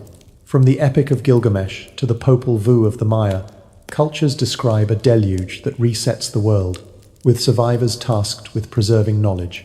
Dr. Collins, in 2014, noted that these stories often include sky teachers, Anunnaki, Quetzalcoatl, Thoth who deliver the tools to rebuild. The Sumerians, as the first to record these tales in cuneiform, may have preserved the clearest account of a lost civilization, its knowledge fragmented across the globe. The Mi, encoded in their myths, were the seeds of this reconstruction, guiding the Sumerians to rebuild cities, laws, and star charts from a past they could only dimly recall. As the desert wind fades, the tablets sit in silence, their wedges sharp against the clay. The flood myths are more than stories. They are a warning, a memory of a time when knowledge was nearly lost. The Sumerians rebuilt from those fragments, their cities rising from the silt with a sophistication that suggests a hidden source. The air in the Metropolitan Museum of Art's conservation room is cool and sterile, a stark contrast to the sun-scorched deserts of ancient Mesopotamia, where the artifacts it houses were born. In 2001, Dr. Janet Morrison, a curator with over 2 decades of experience, sat at her workbench, her magnifying glass poised over a small limestone cylinder seal, catalogued as VA-243, barely the size of a pencil eraser. This unassuming artifact, carved between 2500 and 200 BCE, held a scene that made her question everything she knew about ancient astronomy. At its center was a radiant star, unmistakably the sun, surrounded by 11 spherical bodies in what appeared to be orbital positions. The arrangement bore an eerie resemblance to a heliocentric model of the solar system, a concept not formally proposed until Copernicus in 1543, nearly 4,000 years later. Was this a coincidence? Or did the Sumerians, in their earliest days, possess knowledge of the cosmos that defies our understanding of history? Dr. Morrison's discovery was not the first time VA-243 had stirred debate. Unearthed in the ruins of Akkad, this cylinder seal was one of thousands used by Mesopotamian officials to press identifying marks into wet clay, authenticating documents and marking ownership. Most seals depicted conventional scenes gods receiving offerings, kings hunting lions, scribes recording transactions, but VA-243 was different. Under magnification, Morrison saw that the central star, with its radiating rays, was surrounded by spheres varying in size and position, resembling planets orbiting the sun. One sphere, notably larger, could represent Jupiter. Another, tiny and close to the star, suggested Mercury. The clustering of smaller spheres mirrored the inner planets, while others, spaced farther out, hinted at the outer giants. This was no random design. It looked like a deliberate diagram of the solar system, crafted by a culture that, according to mainstream archaeology, believed in a geocentric universe with Earth at the center. The implications were staggering. The Sumerians, living in 2500 BCE, were supposed to view the cosmos as a flat Earth encircled by orbiting stars and planets. A heliocentric model, with the sun at the center, was unthinkable for a Bronze Age civilization without telescopes or advanced mathematics. Yet VA-243's design suggested otherwise. Dr. Morrison, adjusting her magnifying glass, noted the precision of the sphere's arrangement, their sizes roughly proportional to the planets as seen from Earth. The seal's creator had chosen this image to represent their authority, a choice that implied deep significance. Why would an official mark their identity with what appeared to be a cosmic map, unless it held a truth they valued above all else? Morrison, staring at the seal's delicate carvings, felt a chill. This was not decoration, it was knowledge, encoded in stone by hands that seemed to know more than they should. The academic response was swift and dismissive. Mainstream scholars, including Dr. Irving Finkel at the British Museum, argued that VA 243 was symbolic, not astronomical. The central star, they claimed, represented divine authority, possibly the god Shamash, while the surrounding spheres were decorative elements, perhaps symbolizing stars or attendants mentioned in mythological texts. Any resemblance to the solar system was coincidental, a product of modern imagination projecting order onto ancient art. But Morrison, in her 2001 analysis, found this explanation unsatisfying. The sphere's arrangement was too systematic, their sizes too consistent with planetary proportions, to be mere decoration. If a 17th century European had carved this image, historians would hail it as evidence of early astronomical insight. Why, then, was VA 243 dismissed as coincidence simply because it was ancient? Morrison began to suspect a double standard in archaeological interpretation, where anomalies that challenged established timelines were ignored. The seal's context deepened the mystery. Cylinder seals were not casual art but identity markers, pressed into clay to signify ownership or authority. They carried the most important symbols their owners could imagine: gods, kings, or cosmic truths. Dr. Amanda Stelzer, studying Mesopotamian art in Chicago in 2020, noted that VA 243's design was unique among thousands of seals. Other seals depicted narrative scenes, but VA 243's focus on a central star and orbiting bodies suggested a cosmological understanding, perhaps inherited from a source lost to history. Stelzer, examining high-resolution images, saw details that troubled her. The sphere's positions followed a pattern that mirrored orbital paths, with gaps and alignments that hinted at mathematical precision. This wasn't the work of an artist guessing at the sky, it was the product of a mind that understood celestial mechanics. The Sumerians' broader astronomical knowledge supports this interpretation. Their tablets, like the Venus tablet of Ammisaduqa, tracked Venus's 584-day cycle, with data so accurate that modern astronomers use it to date ancient events. Another tablet, catalogued as K2669, described Saturn's rings as handles and Jupiter's moons as family members, details barely visible without telescopic aid. Dr. Hermann Hunger, studying these texts in Vienna in 1998, found that Sumerian calculations of the synodic month differed from modern measurements by less than half a second. This precision, achieved with naked eye observation and water clocks, suggested a knowledge base that defied their era's limitations. Hunger, cross-referencing VA 243 with these tablets, wondered if the seal was a visual summary of this knowledge, a shorthand map of the cosmos preserved in limestone. The myths offer a clue to this mystery. The Sumerians described the Anunnaki, those who came down from heaven, as teachers who delivered astronomy and mathematics. In the Enuma Elish, the god Marduk establishes the constellations and sets the calendar, while Enki teaches humanity to track celestial bodies. Dr. Sarah Chen, analyzing these myths at Yale in 2015, saw them as encoded instructions, not divine fantasies. The Me, the cosmic principles delivered by the Anunnaki, included star charts and numerical systems. Chen, in her quiet office, began to suspect that VA 243 was a physical manifestation of these Me, a symbolic representation of knowledge taught by instructors, perhaps an advanced human culture, or, as some speculate, extraterrestrial beings. The seal's heliocentric design, if intentional, suggests a truth the Sumerians preserved but didn't fully understand. The controversial theories of Zecharia Sitchin, though widely debunked, add fuel to this speculation. Sitchin, in the 1970s, argued that VA 243 depicted the solar system, including a hypothetical planet, Nibiru, home to the Anunnaki. While his translations were criticized for inaccuracies, the seal's imagery remains a challenge. Dr. Morrison, in 2001, noted that dismissing Sitchin's ideas didn't explain the seal's design. The 11 spheres, with their varied sizes and positions, align too closely with planetary orbits to be accidental. Could the Sumerians have inherited a model of the solar system from a source that saw beyond the visible planets? The absence of earlier astronomical artifacts, no crude star charts, no primitive diagrams suggest that their knowledge appeared fully formed, as if gifted by teachers who already understood the cosmos.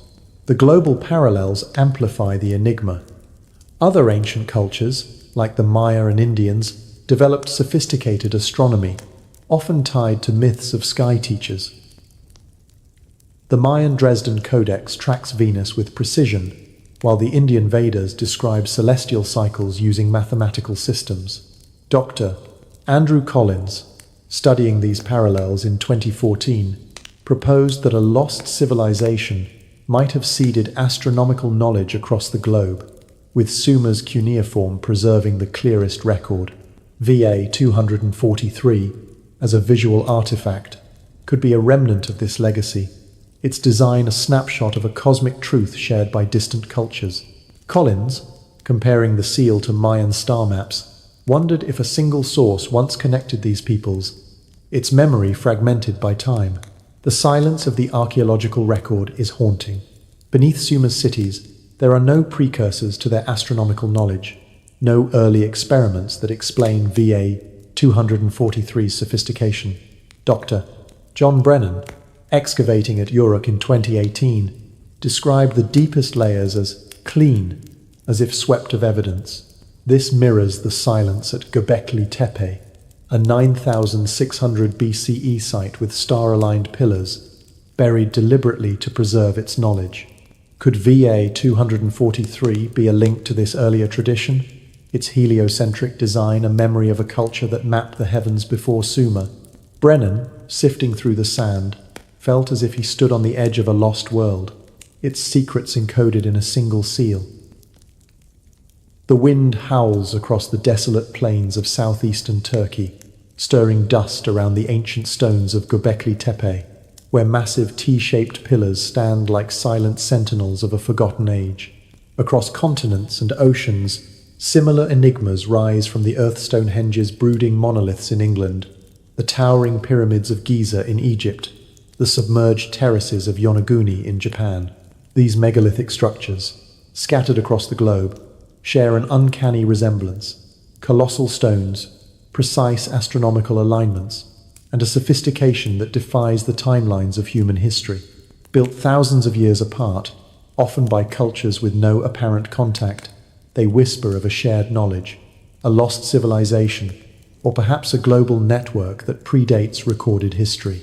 In 2019, Dr. Klaus Schmidt stood among the excavated pillars of Göbekli Tepe, his final season at a site that rewrote the story of human civilization.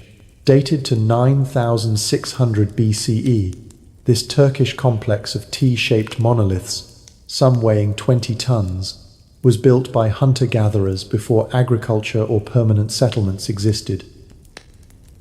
The pillars, carved with intricate animals and humanoid figures, are aligned with celestial events: Sirius's rising, solstices, equinoxes, with a precision that suggests advanced astronomical knowledge. Schmidt, tracing a fox relief under the morning sun, felt a chill. This wasn't a primitive experiment, but a deliberate act of engineering, requiring thousands of laborers and decades of planning. How did a pre-agricultural society muster such resources? And why did they pour them into a monument buried deliberately around 8,000 BCE, as if to hide it from time itself? The mystery of Göbekli Tepe is not unique. Across the world, megalithic structures share haunting similarities. Stonehenge, built around 3000 BCE in England, features massive sarsens arranged in a circle, aligned with the solstices. Its stones, some weighing 50 tons, were quarried and transported over 150 miles without wheels, a feat that baffles modern engineers. Dr. Mike Parker Pearson, studying Stonehenge in 2015, noted its astronomical precision, with sightlines tracking the sun's annual cycle. Like Göbekli Tepe, Stonehenge shows no crude precursors, no smaller, failed stone circles, suggesting a culture that already knew how to build monuments. Pearson, standing in the Wiltshire fog, wondered if Stonehenge's builders inherited a tradition from an earlier, forgotten source, much like the Sumerians who emerged millennia later with their star-aligned ziggurats. In Egypt, the Great Pyramid of Giza, dated to 2600 BCE, stands as another enigma. Its base is aligned within a fraction of a degree to true north, its proportions encoding mathematical constants like pi and the golden ratio. Dr. Robert Schoch, a geologist at Boston University in 2015, calculated that the pyramid's construction required moving stones weighing up to 70 tons, with a precision that rivals modern machinery. The pyramid's internal chambers align with Orion's belt, as it appeared 4,500 years ago, suggesting a deep understanding of axial precession phenomenon, requiring centuries of observation. Schoch, studying the Giza Plateau, saw parallels with Göbekli Tepe's star-aligned pillars and Sumer's ziggurats, as if all three cultures were following a shared architectural blueprint, one that encoded cosmic knowledge in stone. The Yonaguni Monument, off Japan's coast, adds another layer to the puzzle. Discovered in 1986, this submerged structure, dated to around 8000 BCE, features terraced stone platforms and steps that appear man-made. Dr. Masaki Kimura, a marine geologist at the University of the Ryukyus, argued in 2010 that Yonaguni's geometric shapes and alignments suggest a megalithic complex, not a natural formation. Its depth, 80 feet below sea level, places it in a period when rising sea levels flooded coastal settlements after the Younger Dryas. Kimura, diving among the terraces, proposed that Yonaguni was part of a lost Pacific culture, perhaps linked to Göbekli Tepe or Sumer by a global tradition of megalithic construction. The absence of artifacts at Yonaguni, like the silence beneath Sumer's cities, suggests a deliberate erasure, as if its builders hid their legacy from history. These structures share a common thread. They appear with a sophistication that defies their supposed developmental stage. Dr. Andrew Collins, studying global megaliths in 2014, proposed that they might be remnants of a lost civilization, a network that connected distant cultures before recorded history. The Sumerians, with their ziggurats and cuneiform, may have been the last to preserve this knowledge, encoding it in myths of the Anunnaki teachers from the sky. The Enuma Elish describes Marduk establishing sacred architecture aligned with the stars, while Enki delivers them principles of construction and astronomy. Dr. Sarah Chen, analyzing these myths at Yale in 2015, saw them as instructions, not allegories, suggesting that the Sumerians inherited a tradition of building star-aligned monuments from a source like Göbekli Tepe's builders. The astronomical alignments are a key clue. Göbekli Tepe's pillars track Sirius, Stonehenge follows the sun, and Giza's pyramids align with Orion. The Maltese temples, dated to 3600 BCE, face solstice points with similar precision. Dr. Martin Sweatman, studying Göbekli Tepe in 2017, found carvings that may depict a comet impact around 10,800 BCE during the Younger Dryasa period of climatic upheaval that could have disrupted a global culture. The flood myths of Sumer, describing Ziusudra preserving knowledge through a deluge, echo this trauma, as do stories of Noah and Manu. Chen, comparing these myths, wondered if they preserved a memory of a lost civilization, its megaliths the only surviving evidence of its existence. The engineering of these structures is equally perplexing. Moving and erecting stones weighing tens of tons required advanced knowledge of mechanics and logistics. Dr. John Brennan, excavating at Nippur in 2018, noted that Sumer's ziggurats used base 60 mathematics to calculate load distribution, a technique mirrored in the precise joints of Giza's pyramids and Stonehenge's lintels. The absence of primitive prototypes, no failed pyramids, no crude circles suggests that these builders were following established methods. Brennan, sifting through Nippur's sand, felt a silence that spoke of a lost tradition, one that Sumer's ziggurats continued. The Sumerians' myths, describing the Anunnaki teaching construction, hint at this tradition, as if their ziggurats were a reconstruction of an older blueprint. The global distribution of megaliths raises questions of contact. How did cultures separated by oceans share such similar techniques? Dr. Robert Schoch, in 2015, proposed a maritime network with coastal settlements exchanging knowledge before rising seas submerged them. Yonaguni, underwater since the Younger Dryas, supports this idea, as do submerged sites off India's coast, like Dwarka, dated to 7000 BCE. These sites, with their stone structures, suggest a global civilization that vanished, leaving only its monuments. The Sumerians, with their cuneiform records, may have preserved the clearest account, their myths of sky teachers echoing tales of Thoth in Egypt or Quetzalcoatl in Mesoamerica. Schoch, diving off Yonaguni, imagined a lost world connected by ships and stars, its knowledge encoded in stone. The deliberate preservation of these structures is haunting. Göbekli Tepe was buried around 8000 BCE, its pillars protected from time. Stonehenge's stones were erected to endure, some still standing after 5,000 years. The pyramids of Giza, built with corrosion-resistant limestone, remain intact. Dr. Amanda Stelzer, studying Sumerian ziggurats in Chicago in 2020, saw this as a cultural impulse to safeguard knowledge, mirrored in Sumer's buried tablets and myths. The Atrahasis describe Ziusudra preserving the Mi through a flood, much like Göbekli Tepe's burial preserved its pillars. Stelzer, examining a ziggurat model, felt the weight of this effort of civilization that knew its knowledge could be lost and built to prevent it. As the Turkish stars shine above Göbekli Tepe, the global megaliths stand in silence. Their stones a testament to a lost world. They are more than relics, they are a message, built to outlast empires and floods. The British Museum's archive is shrouded in silence at 3 a.m, its climate-controlled vaults guarding thousands of clay tablets that hold the secrets of ancient Sumer.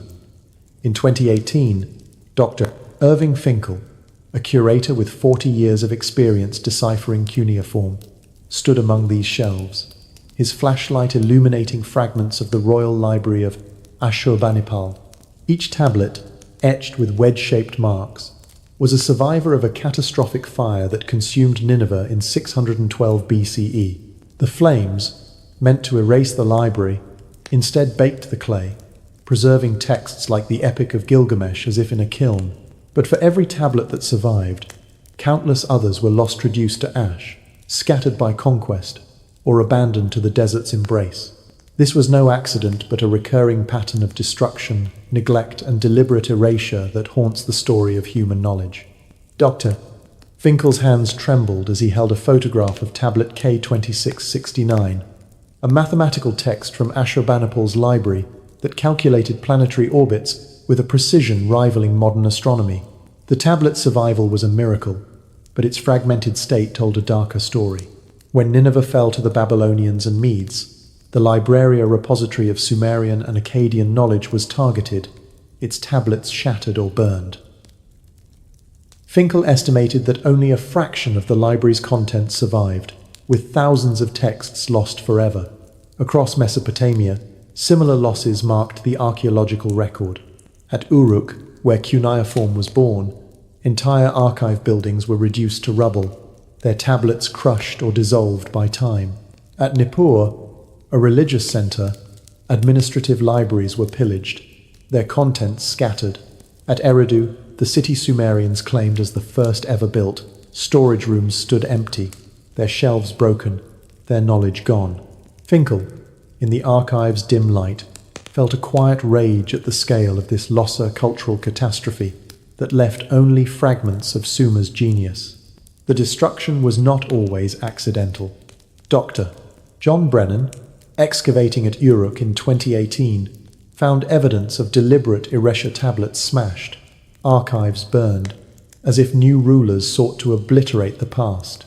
When empires fell, their successors often targeted the knowledge of their predecessors, deeming it dangerous or heretical. Religious shifts exacerbated this loss. As new faiths rose, older texts were burned as pagan relics. Dr.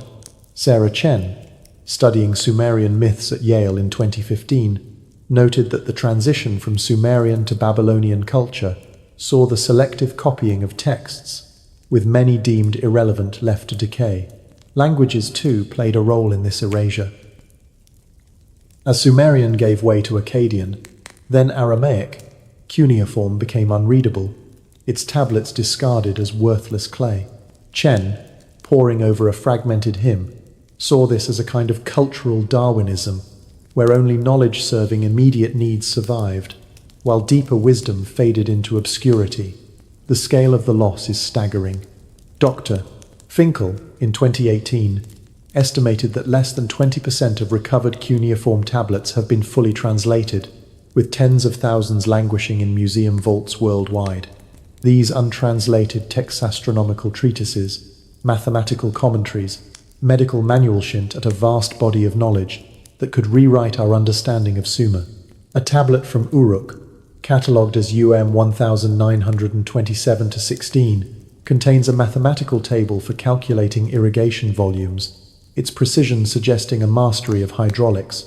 Another, from Nippur, describes surgical procedures with a detail that rivals later Greek texts. Yet these are mere fragments of a larger archive, most of which was lost to fire, conquest, or neglect.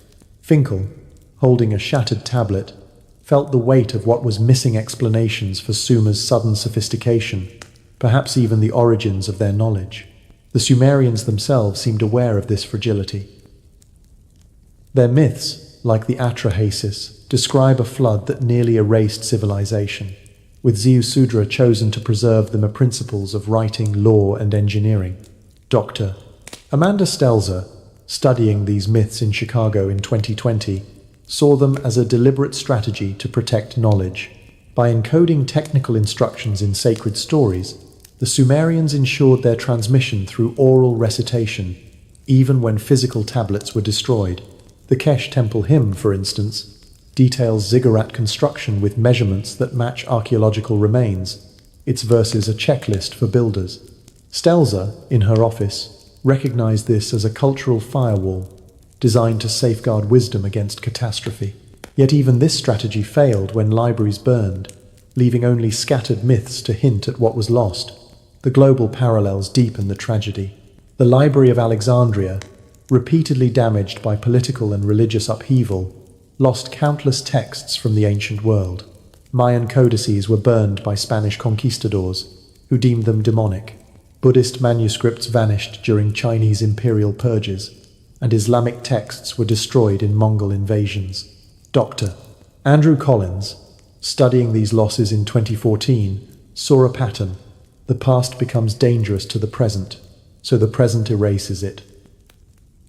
Each destruction followed the same dynamic. Knowledge that didn't serve immediate power was discarded, its repositories burned or abandoned.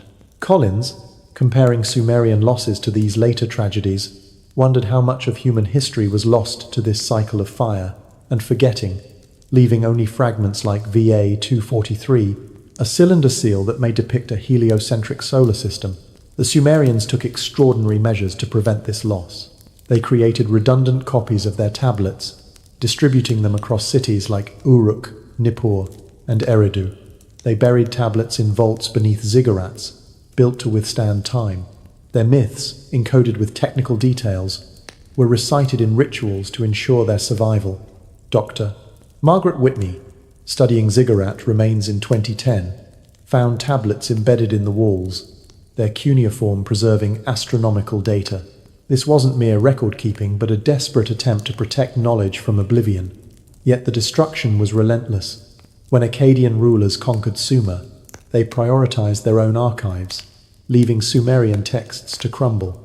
Whitney, standing in Ur's ruins, felt the silence of those lost tablets, a silence that spoke of a civilization's fear realized. The connection to Göbekli Tepe, 6,000 years earlier, is haunting. Dated to 9,600 BCE, its buried pillars suggest a culture that also feared losing its knowledge, preserving it in stone before vanishing. Dr. Klaus Schmidt, excavating Göbekli Tepe in 2019, saw its deliberate burial as a parallel to Sumer's buried tablets, both acts of defiance against time. Could Göbekli Tepe's builders have been the source of Sumer's knowledge, their legacy passed down through oral traditions until cuneiform captured it? The flood myths, describing a deluge that reset civilization, might echo this earlier loss, with Sumer's tablets and ziggurats, a second attempt to preserve what was nearly forgotten. Schmidt, among the pillars, felt a silence that whispered of a truth too vast to grasp. The ongoing loss of knowledge is the deepest tragedy. Dr. Finkel, in 2018, noted that modern institutions continue this cycle. Museums discard artifacts deemed insignificant. Digital archives delete files to save space, and academic priorities favor incremental research over disruptive discoveries.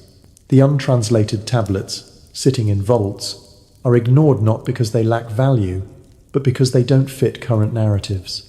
This systematic forgetting, driven by bureaucracy and neglect, mirrors the ancient fires that consumed Sumer's libraries.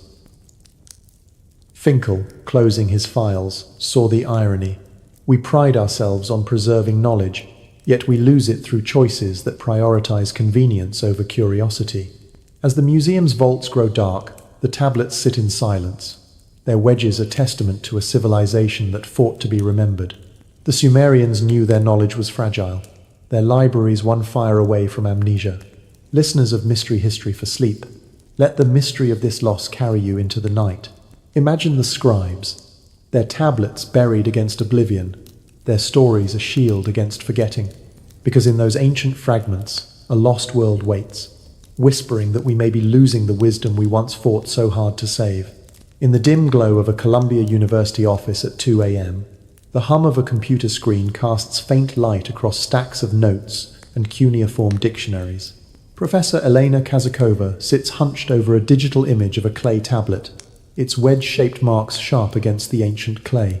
After 15 years deciphering Sumerian texts, she thought she understood the limits of translation, but tonight, a single word Anunnaki stares back at her, defying clarity.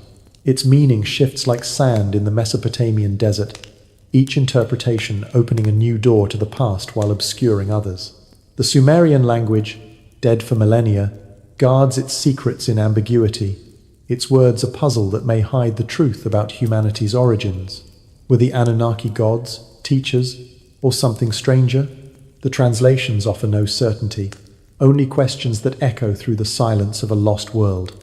Kazakova's screen displays a tablet from Uruk, dated to 3200 BCE, its cuneiform describing the Anunnaki as those who came down from heaven.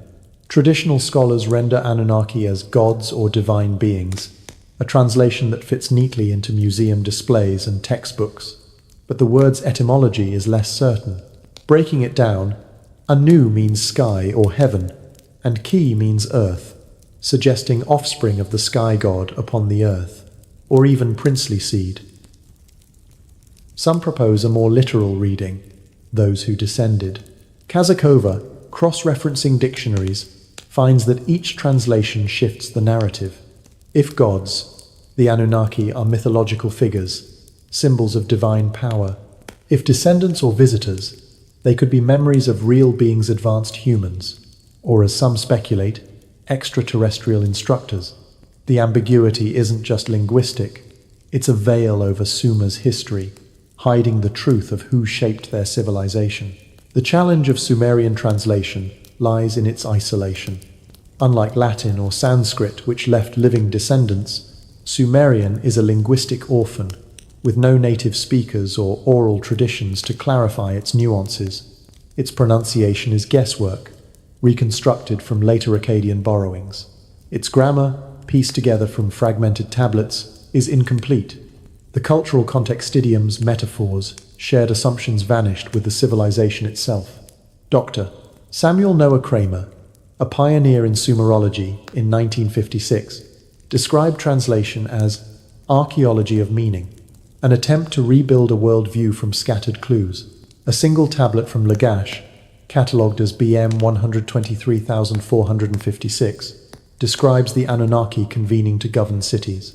Traditional translations call this a divine council, but alternative readings suggest a historical meeting of leaders, with heaven symbolizing authority. not the sky. Kramer, in the University of Pennsylvania's archives, felt the weight of this uncertainty, knowing each choice reshaped Suma's story. The word me compounds the problem. Often translated as divine decrees, it could also mean cosmic laws, cultural programs, or technical instructions.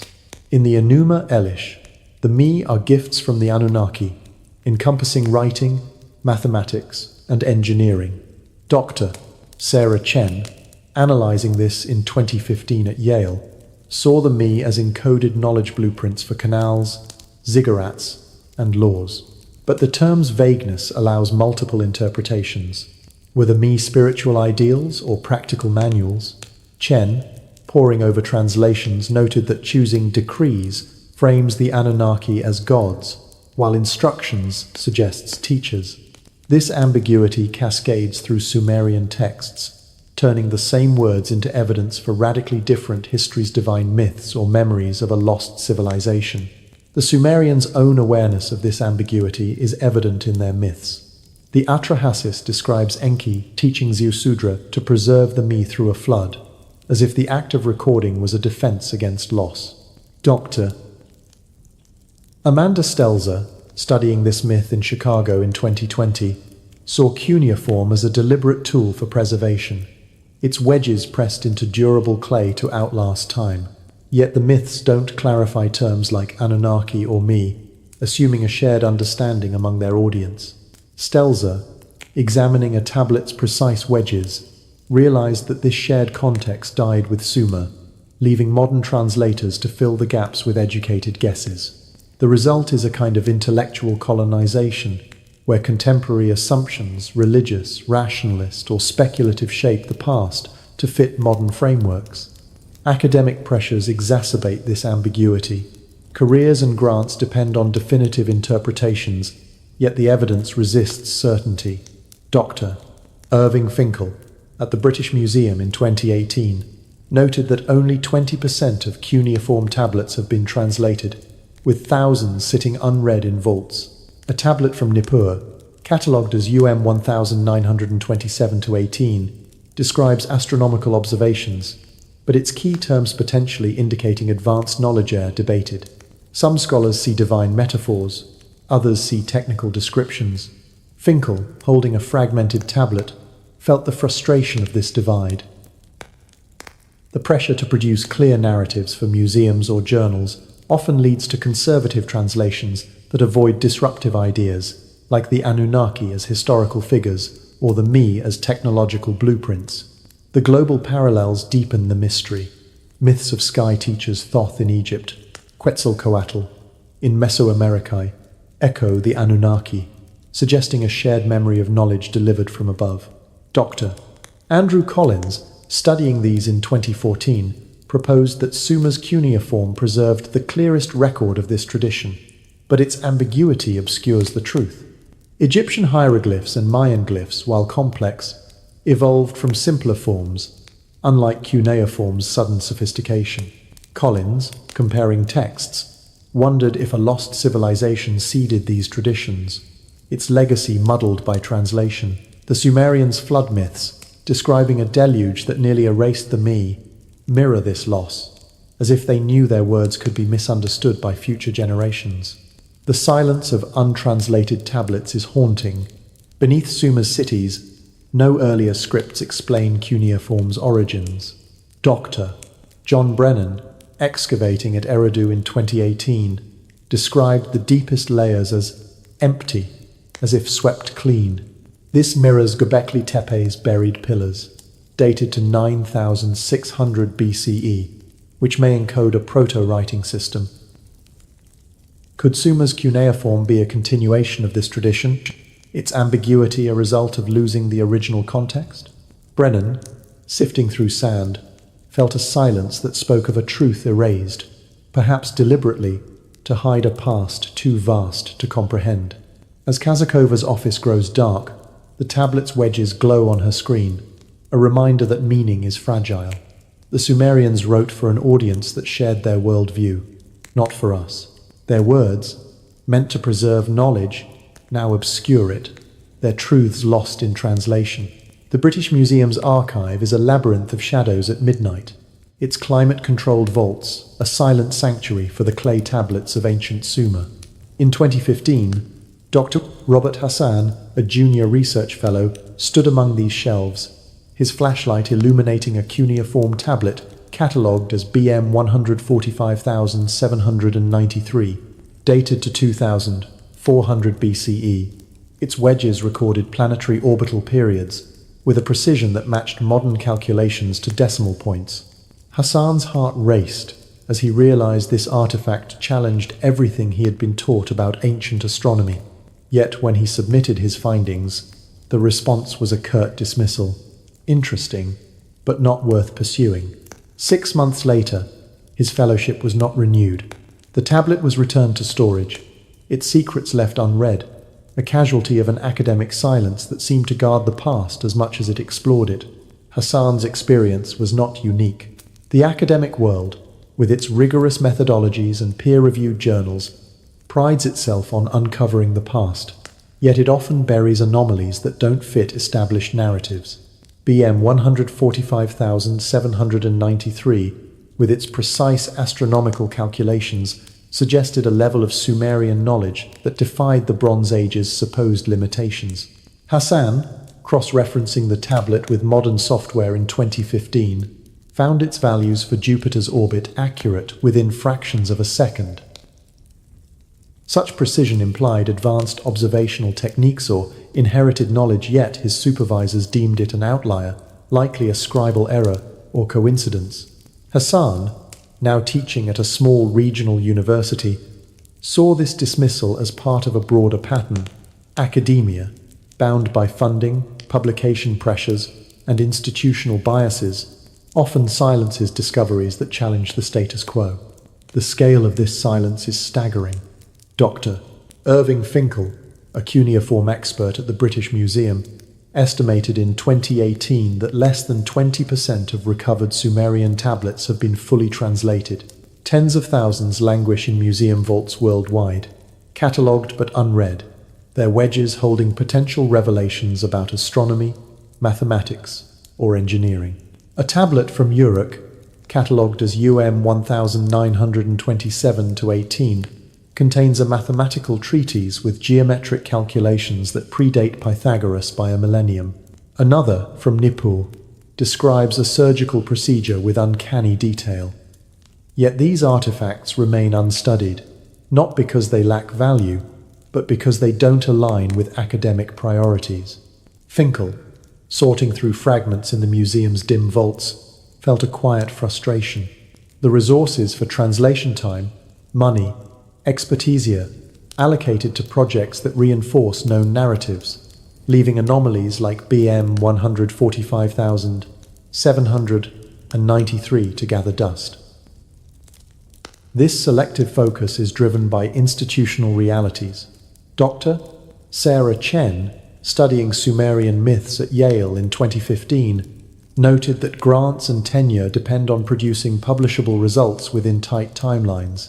Revolutionary discoveries, like evidence of advanced Sumerian astronomy, require years of interdisciplinary work, risking careers and funding. Journals favor incremental studies that build on accepted theories, not disruptive claims that demand new paradigms. Chen, analyzing a myth describing the Anunnaki as teachers, proposed that it encoded technical knowledge, but her colleagues urged caution such interpretations were too speculative for mainstream publication. The result is a filtering process, where only safe research sees the light, while anomalies are sidelined, not censored but quietly ignored. The Sumerians themselves seem to anticipate this loss. Their myths, like the Atrahasis, describe a flood that nearly erased civilization, with Ziusudra preserving the principles of writing, law, and science through the chaos. Dr. Amanda Stelzer, studying these texts in Chicago in 2020, saw this as a deliberate strategy to protect knowledge from catastrophe. The Sumerians buried tablets in vaults beneath ziggurats, encoded instructions in myths, and built durable structures to outlast time. Yet their efforts were only partially successful.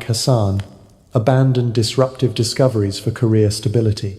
The tablets, sitting in vaults, are not hidden, they're ignored, their potential to rewrite history stifled by a system that rewards conformity. Chen, closing her files, saw the paradox. Modern scholarship, with its advanced tools, could uncover these truths, but only if it dares to ask the questions it's been trained to avoid. As the museum's vaults fade into darkness, the tablets sit in silence, their wedges sharp against the clay. They are a testament to a civilization that fought to be remembered, yet their secrets remain locked away, victims of a silence that protects as much as it conceals. The Chicago skyline glimmers against the dusk, its steel towers a testament to modern ingenuity, yet beneath the hum of progress lies a question that echoes through the ages. In the reading room of the Oriental Institute, surrounded by cuneiform tablets from ancient Sumer, Dr. Margaret Chen sits in 2020, her notes filled with evidence that challenges the story of human civilization. The Sumerians, emerging around 3200 BCE, didn't climb slowly from primitive beginnings. They appeared with cities, writing, and mathematics so sophisticated they seem to belong to a later age. Their myths speak of knowledge delivered by the Anunnaki, not invented, as if they were rebuilding from a lost blueprint. What if civilization is not a linear ascent, but a cycle of recovery, each age reconstructing fragments of a forgotten past? Dr. Chen's desk is strewn with photographs of tablets from Uruk, dated to 3200 BCE, their wedges recording complex transactions in a script that appeared fully formed. Unlike Egypt's hieroglyphs or China's oracle bones, which show gradual evolution, Sumer's cuneiform begins with standardized grammar and vocabulary, as if its scribes were following a manual. Chen, tracing the wedges, notes their mathematical tables base, 60 calculations that underpin our clocks, and GPS executed with a precision that suggests prior mastery. The cities, too, defy expectation. Uruk, housing 80,000 people, boasted grid-like streets and engineered drainage systems, with no crude precursors in the archaeological record. Chen, in the quiet of her office, feels a vertigo. This wasn't a civilization learning to build, it was one reconstructing, as if piecing together a puzzle from a past it could only dimly recall. The Sumerian myths reinforce this idea. The Enuma Elish describes the Anunnaki, those who came down from heaven, delivering the Me principles of writing, law, and engineering. The Atrahasis tells of Ziusudra, a flood survivor chosen to preserve these Me through a deluge that reset the world. Dr. Sarah Chen, analyzing these texts in 2015, sees them as more than myths, they're memories of a reconstruction effort, encoding technical knowledge in stories to survive catastrophe. The Me include instructions for canals, ziggurats, and astronomy, suggesting the Sumerians were restoring systems, not inventing them. Chen, cross-referencing tablets, wonders if the Anunnaki were teachers, perhaps an advanced human culture, or, as some speculate, extraterrestrial instructors whose legacy the Sumerians preserved in clay and stone. The archaeological record supports this cycle of recovery. At Shuruppak and Kish, silt layers dated to 2900 BCE mark a flood that disrupted sophisticated societies, replacing them with simpler ones. Yet the Sumerians who rebuilt soon after wielded knowledge-based 60 mathematics, star-aligned ziggurats that should have taken centuries to rediscover. Dr. John Brennan, excavating at Nippur in 2018, found no developmental phase beneath these cities, no failed experiments or crude tools. The silence in the deepest layers, he noted, felt deliberate, as if the past had been swept clean. Brennan, sifting through sand, began to suspect that Sumer was not humanity's first civilization, but its first attempt at rebuilding, using fragments of a lost world preserved through myths and buried tablets. Göbekli Tepe, dated to 9600 BCE, offers a haunting parallel. This Turkish site, with its T-shaped pillars aligned to Sirius, was built by hunter-gatherers before agriculture, its sophistication defying conventional timelines. Dr. Klaus Schmidt, excavating in 2019, saw its deliberate burial around 8000 BCE as an act of preservation, mirroring Sumer's buried tablets. The pillars' carvings animals, humanoid figures, suggest a proto-writing system, perhaps a precursor to cuneiform. Schmidt, standing among the stones, wondered if Göbekli Tepe's builders were the source of Sumer's knowledge. Their legacy passed through oral traditions until clay could capture it. The flood myths, describing a deluge that nearly erased civilization, might echo an earlier catastrophe, like the Younger Dryas around 10,800 BCE, when climatic upheaval submerged coastal cultures.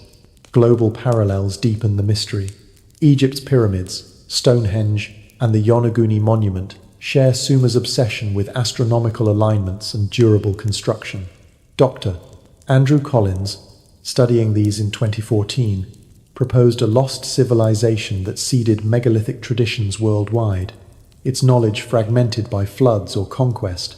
The Sumerians, with their cuneiform, may have preserved the clearest record, their myths of sky teachers Anunnaki Thoth, Quetzalcoatlicoing a shared memory. Collins, comparing these stories, saw Sumer as a reconstruction, its ziggurats and tablets rebuilding a world lost to catastrophe. The absence of precursors at these sites, like Sumer's silent layers, suggests a cycle of rise, fall, and recovery, each civilization building on the ruins of the last. The Sumerians' efforts to preserve knowledge reveal their fear of another loss.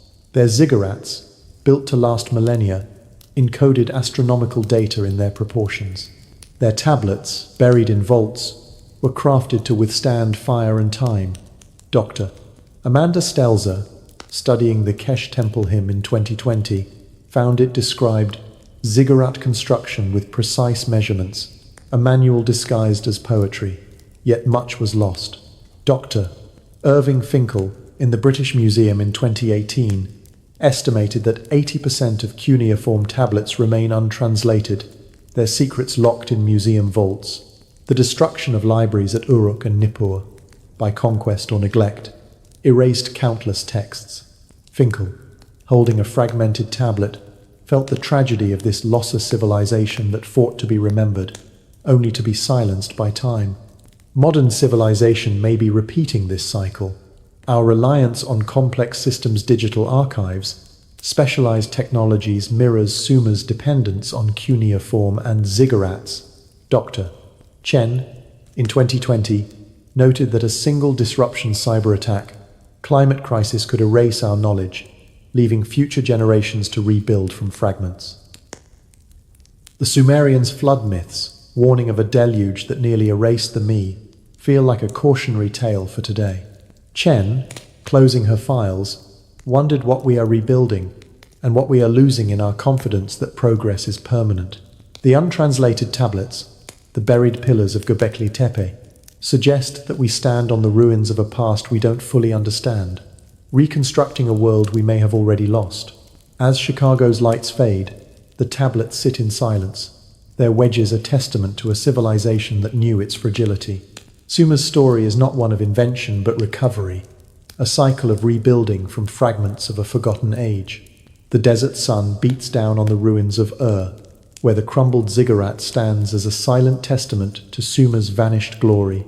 Beneath these sands, clay tablets, etched with cuneiform whisper of technologies so advanced, they blur the line between engineering and enchantment. The Sumerians, emerging around 3200 BCE, described their knowledge as gifts from the Anunnaki, beings who came down from heaven to teach irrigation, metallurgy, and astronomy. But buried within their myths are hints of devices and techniques that seem impossible for a Bronze Age culture systems that powered their cities, aligned their temples with the stars, and perhaps even harnessed energies we've yet to rediscover. Were these the products of human ingenuity, or were they relics of a technology mistaken for magic? In 2018, Dr. Amanda Stelzer sat in her Chicago office, surrounded by translations of Sumerian texts that described the Medivine principles delivered by the Anunnaki. One tablet, catalogued as BM 123456, detailed the construction of irrigation canals, specifying precise angles for water flow and materials for durable gates. Another, from Uruk, described smelting bronze, with a recipe that balanced copper and tin to achieve strength unmatched until modern metallurgy. Stelzer, poring over these texts, noticed a peculiar phrase. The me were often called powers or forces, as if they were not just knowledge but tools or devices. In the Enki and the World Order, Enki bestows a me for moving water, described with terms suggesting a mechanical system, not a simple ditch. Stelzer's pulse quickened. Could these myths conceal descriptions of machines, their technical details cloaked in the language of magic to ensure their preservation? The ziggurats themselves hint at advanced technology. Dr. Margaret Whitney, studying Ur's ziggurat in 2010, found its mud brick layers mixed with straw in ratios that maximized stability, a technique requiring chemical knowledge. The structure's alignment with Sirius and its proportions encoding base 60 mathematics suggest a purpose beyond worship, perhaps as an observatory or even an energy device. Some fringe researchers, like those inspired by Zecharia Sitchin in the 1970s, proposed that ziggurats were power stations, channeling cosmic or terrestrial forces. While mainstream scholars dismiss this as fantasy, Whitney noted that the ziggurat's precise construction withstanding millennia of earthquakes implies an engineering prowess that feels almost otherworldly. Standing on Ur's weathered platform, she wondered if the Sumerians were using techniques taught by instructors who understood forces we've yet to name. The Baghdad Battery, discovered in Iraq in 1936, fuels this speculation. This clay jar, dated to the Parthian period, but possibly rooted in Sumerian traditions, contains a copper cylinder and iron rod surrounded by an electrolyte-like substance. Dr. John Brennan, examining replicas in 2018, noted that it could generate a small electric current, suggesting knowledge of electrochemistry. Mainstream scholars argue it was a ritual object, but its design mirrors batteries used in early 20th century experiments. Could the Sumerians, or their predecessors, have harnessed electricity for plating metals or healing, as some myths suggest? The Atrahasis describes Enki using sparks of life to animate clay, a phrase that, to Brennan, hints at a technology mistaken for divine power. Global parallels deepen the mystery. In Egypt, the Dendera relief. Andrew Collins, studying these in 2014, noted their resemblance to Sumerian descriptions of glowing orbs held by the Anunnaki in cylinder seals like VA-243. In India, the Vedas describe Vimanas, flying machines powered by mysterious energies. The Mayan Popol Vuh mentions devices that see the stars, suggesting optical tools. Collins, comparing these accounts, proposed a lost technological tradition shared across ancient cultures, with Sumer's cuneiform preserving its clearest record. The Mi, described as forces or devices, might refer to machines, their details encoded in myths to survive catastrophe. The flood myths, like the Atrahasis, provide context. They describe a deluge around 2900 BCE that nearly erased civilization, with Ziusudra preserving the Mi to rebuild. Archaeological silt layers at Shurupak confirm this disruption, yet the Sumerians who followed wielded advanced knowledge-based 6D mathematics, star-aligned ziggurats that suggests continuity, not reinvention. Dr. Sarah Chen, analyzing these myths at Yale in 2015, saw the Mi as technical manuals, not divine decrees, designed to guide reconstruction. The Sumerians' obsession with burying tablets and building durable ziggurats mirrors this effort, as if they feared another loss. Chen, in her quiet office, wondered if they were safeguarding a technology from a civilization that vanished, its machines mistaken for magic by those who inherited them. Göbekli Tepe, dated to 9600 BCE, offers a haunting link. Its T-shaped pillars, aligned with Sirius, suggest a culture with advanced knowledge, buried deliberately to preserve it. Dr. Klaus Schmidt, excavating in 2019, saw parallels with Sumer's ziggurats, both built to encode cosmic data. Could Göbekli Tepe's builders have used mechanical systems, their techniques passed down until Sumer's cuneiform captured them? The absence of precursors at both sites, no crude tools or failed structures, implies a lost technological tradition, its artifacts erased or misinterpreted. Schmidt, among the pillars, felt a silence that whispered of machines we've learned to call myths. The loss of Sumerian knowledge underscores this tragedy. Dr. Irving Finkel, in the British Museum in 2018, noted that 80% of cuneiform tablets remain untranslated, their descriptions of Mi locked in vaults. Libraries at Uruk and Nippur were burned or abandoned, their technologies lost to conquest or neglect. Finkel, holding a fragmented tablet, felt the weight of this loss of civilization that hid its machines in stories, only to see them fade. As the desert stars shine above Ur, the ziggurats stand silent, their bricks perhaps concealing devices we've yet to understand. The twilight settles over the Mesopotamian desert, where the ruins of Sumer's cities Uruk, Eridu, Nippur stand, as silent witnesses to a civilization that seemed to spring from nowhere, around 3200 BCE. Their ziggurats, aligned with stars, and their cuneiform tablets, etched with tales of the Anunnaki, hint at a knowledge far beyond their time. But what if Sumer was not an isolated marvel, but part of a vast, ancient network that connected distant cultures across oceans and continents? From the carved pillars of Göbekli Tepe in Turkey to the submerged terraces of Yonaguni in Japan, from Egypt's pyramids to the Indus Valley cities, striking similarities in myths, symbols, and technologies suggest a global exchange predating recorded history. Could these ancient societies have shared a communication network, a web of knowledge that linked humanity in a forgotten golden age? In 2014, Dr. Andrew Collins stood on the windswept hill of Göbekli Tepe, his eyes tracing the T-shaped pillars dated to 9600 BCE. These stones, carved with animals and aligned with Sirius, suggested a pre-agricultural culture with advanced astronomical knowledge.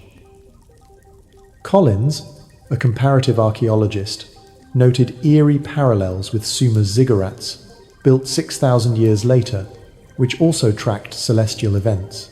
Both cultures shared symbol spirals, snakes, the tree of life that appear in distant sites like Stonehenge, dated to 3000 BCE, and the Indus Valley's seals from 2600 BCE. Collins, in his London study, proposed a radical idea. These similarities were no coincidence but evidence of a global network, a system of exchange that carried knowledge across continents long before modern trade routes. The Sumerians, with their cuneiform, may have preserved the clearest record of this network, their myths of sky teachers hinting at a shared origin. The flood myths offer a key clue. Sumer's Atrahasis, describing Ziusudra surviving a deluge to preserve the principles of civilization mirrors stories worldwide. Noah in the Bible, Manu in India, and the Mayan Popol Vuh doctor. Sarah Chen, analyzing these in 2015 at Yale, noted their shared structure: a catastrophic flood, a chosen survivor, and knowledge delivered by divine teachers. Archaeological evidence supports a flood around 2900 BCE in Mesopotamia, with silt layers at Shuruppak and Kish. But older disruptions, like the Younger Dryas around 10,800 BCE, suggest a global catastrophe, with rising seas submerging coastal settlements. Chen, poring over texts, wondered if these myths preserved a memory of a connected world, its knowledge fragmented by floods and passed down through stories. The Yonaguni Monument, off Japan's coast, deepens the mystery. Dated to 8000 BCE, its terraced stone platforms, submerged by rising seas, resemble man-made structures. Dr. Masaaki Kimura, diving in 2010, argued that Yonaguni was a megalithic complex, possibly part of a Pacific culture linked to Sumer. Its geometric shapes echo the precision of Göbekli Tepe's pillars and Egypt's pyramids, aligned with Orion. Kimura, among the underwater terraces, saw evidence of a maritime network, with coastal societies exchanging knowledge before floods erased them. Sumer's myths of the Anunnaki, delivering irrigation and astronomy, might reflect this network's legacy, their cuneiform capturing what others preserved orally. Symbols like the spiral and tree of life appear across these cultures, suggesting shared communication. Indus Valley seals, dated to 2600 BCE, depict trees and serpents, motifs found in Sumerian art and Göbekli Tepe's carvings. Egyptian reliefs show the Ankh, a life symbol akin to Sumer's tree. Dr. John Brennan, studying Sumerian seals in 2018, noted that cylinder seal VA-243, with its possible heliocentric design, shares geometric patterns with Mayan glyphs. These symbols, Brennan argued, could be a universal code, a visual language used by a global network to transmit knowledge. The absence of written records before cuneiform suggests this network relied on oral and visual exchange, with Sumer as its final archive. The engineering similarities are striking. Göbekli Tepe's 20-ton pillars, Stonehenge's 50-ton sarsens, and Giza's 70-ton blocks required advanced logistics, with no crude precursors. Dr. Robert Schoch, studying Giza in 2015, proposed that these feats suggest a shared technological tradition, possibly spread by seafaring cultures before the Younger Dryas floods. Sumer's ziggurats, using base 60 mathematics for stability, echo this precision. Schoch, on the Giza Plateau, imagined a network of builders. Their methods passed through generations until Sumer recorded them. The Enuma Elish, describing Anunnaki teaching construction, might preserve this tradition. It's mere blueprint for a lost world. The loss of this network's traces is the deepest tragedy. Dr. Irving Finkel, in the British Museum in 2018, noted that 80% of Sumerian tablets remain untranslated, their potential clues to global connections locked in vaults. Libraries at Uruk and Nippur were burned or abandoned, their knowledge lost to conquest. Submerged sites like Yonaguni and Dwarka, off India, suggest coastal archives drowned by rising seas. Finkel, holding a fragmented tablet, felt the weight of this losser network that once linked humanity, now reduced to scattered stones and stories. The Sumerians, with their buried tablets and durable ziggurats, fought to preserve this legacy, but time and catastrophe prevailed. As the stars gleam above Uruk's ruins, the echoes of a global network linger in Sumer's myths and megaliths worldwide. The Sumerians may have been the last to record a connected world, their cuneiform a final archive of a lost age. Listeners of Mystery History for Sleep, let this mystery carry you into the night. Imagine ancient travelers, their ships and stories linking distant lands, their knowledge a flame we're still trying to rekindle, because in those silent ruins, a forgotten network waits, whispering that we may be rebuilding a world once united by stars and stone.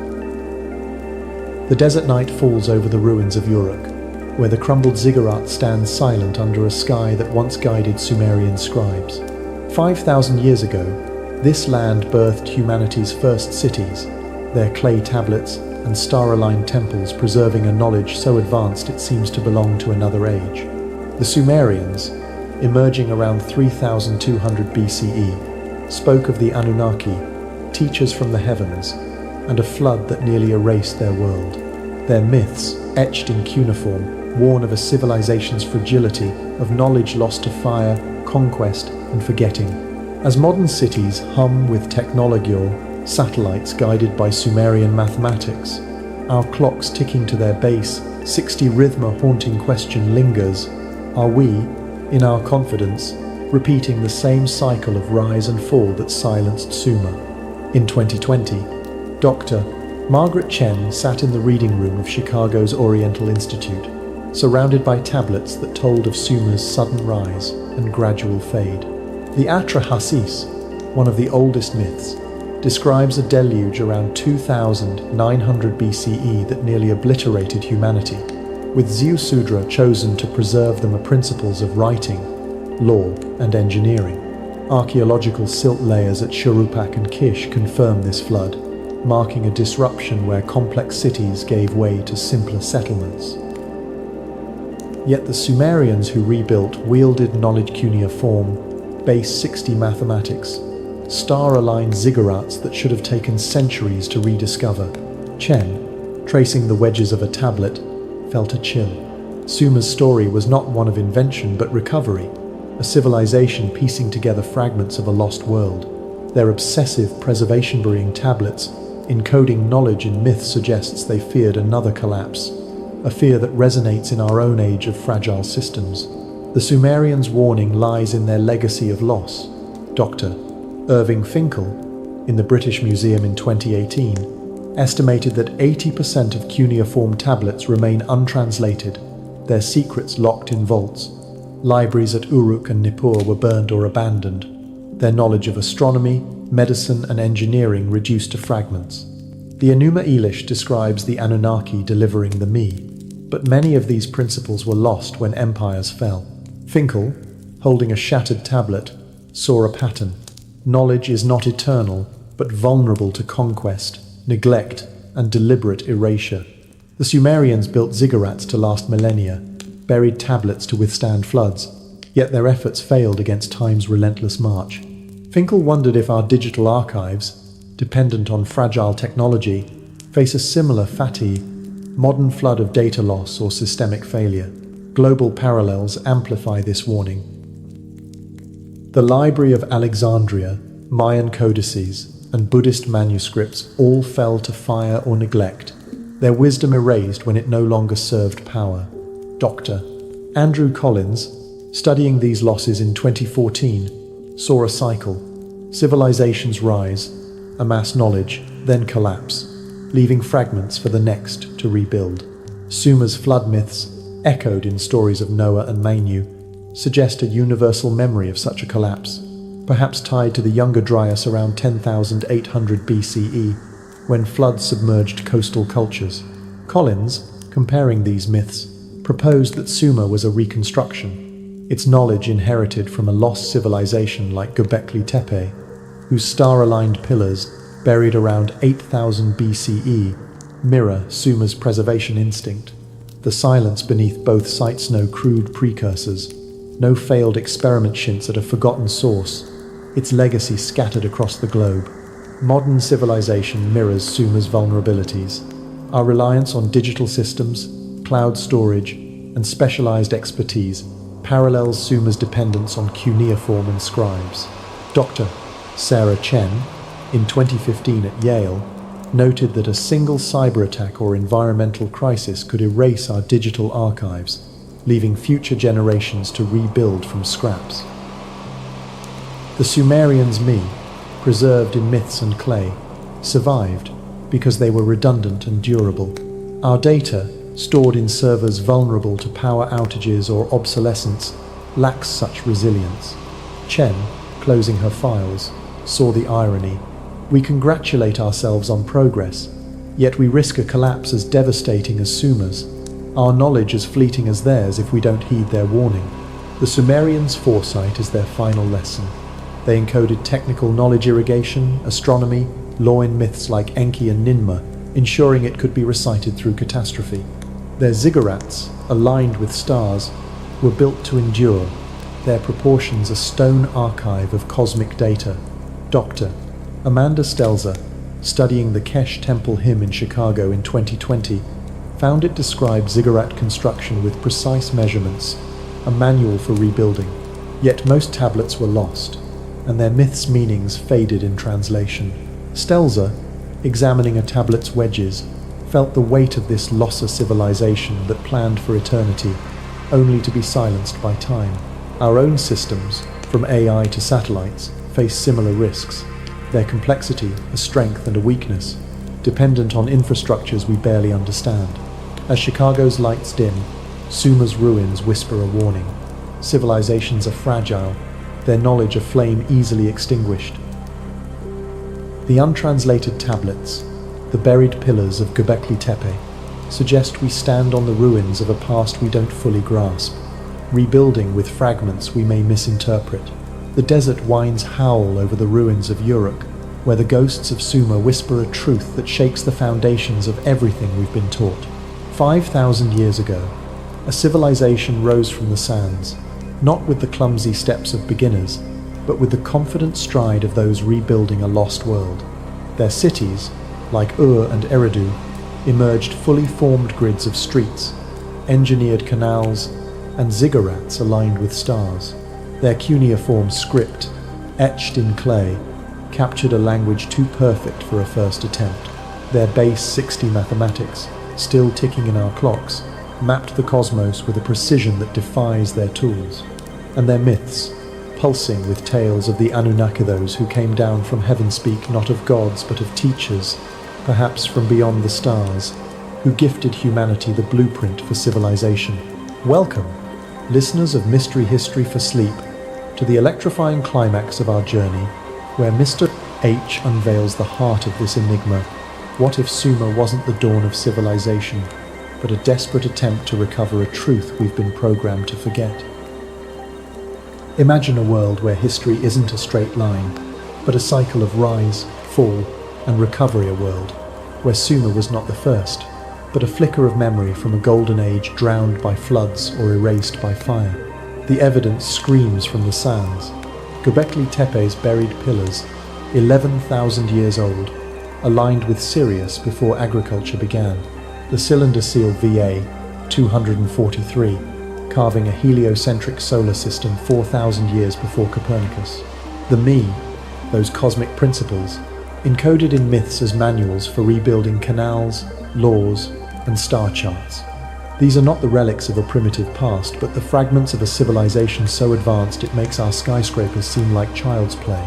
Yet, the silence is deafening. 80% of Sumerian tablets lie untranslated in museum vaults, their secrets locked away by an academic world that fears what they might reveal. The Anunnaki, the Flood, the ziggurats, they all point to a truth we've been trained to dismiss. Humanity's story may be a sequel, a reconstruction of a world we lost long ago. This isn't just history, it's a wake-up call, a jolt to your soul that demands you question the sanitized narrative fed to us by textbooks and gatekeepers. The Sumerians knew their knowledge was fragile, burying tablets and building stone libraries to outlast catastrophe.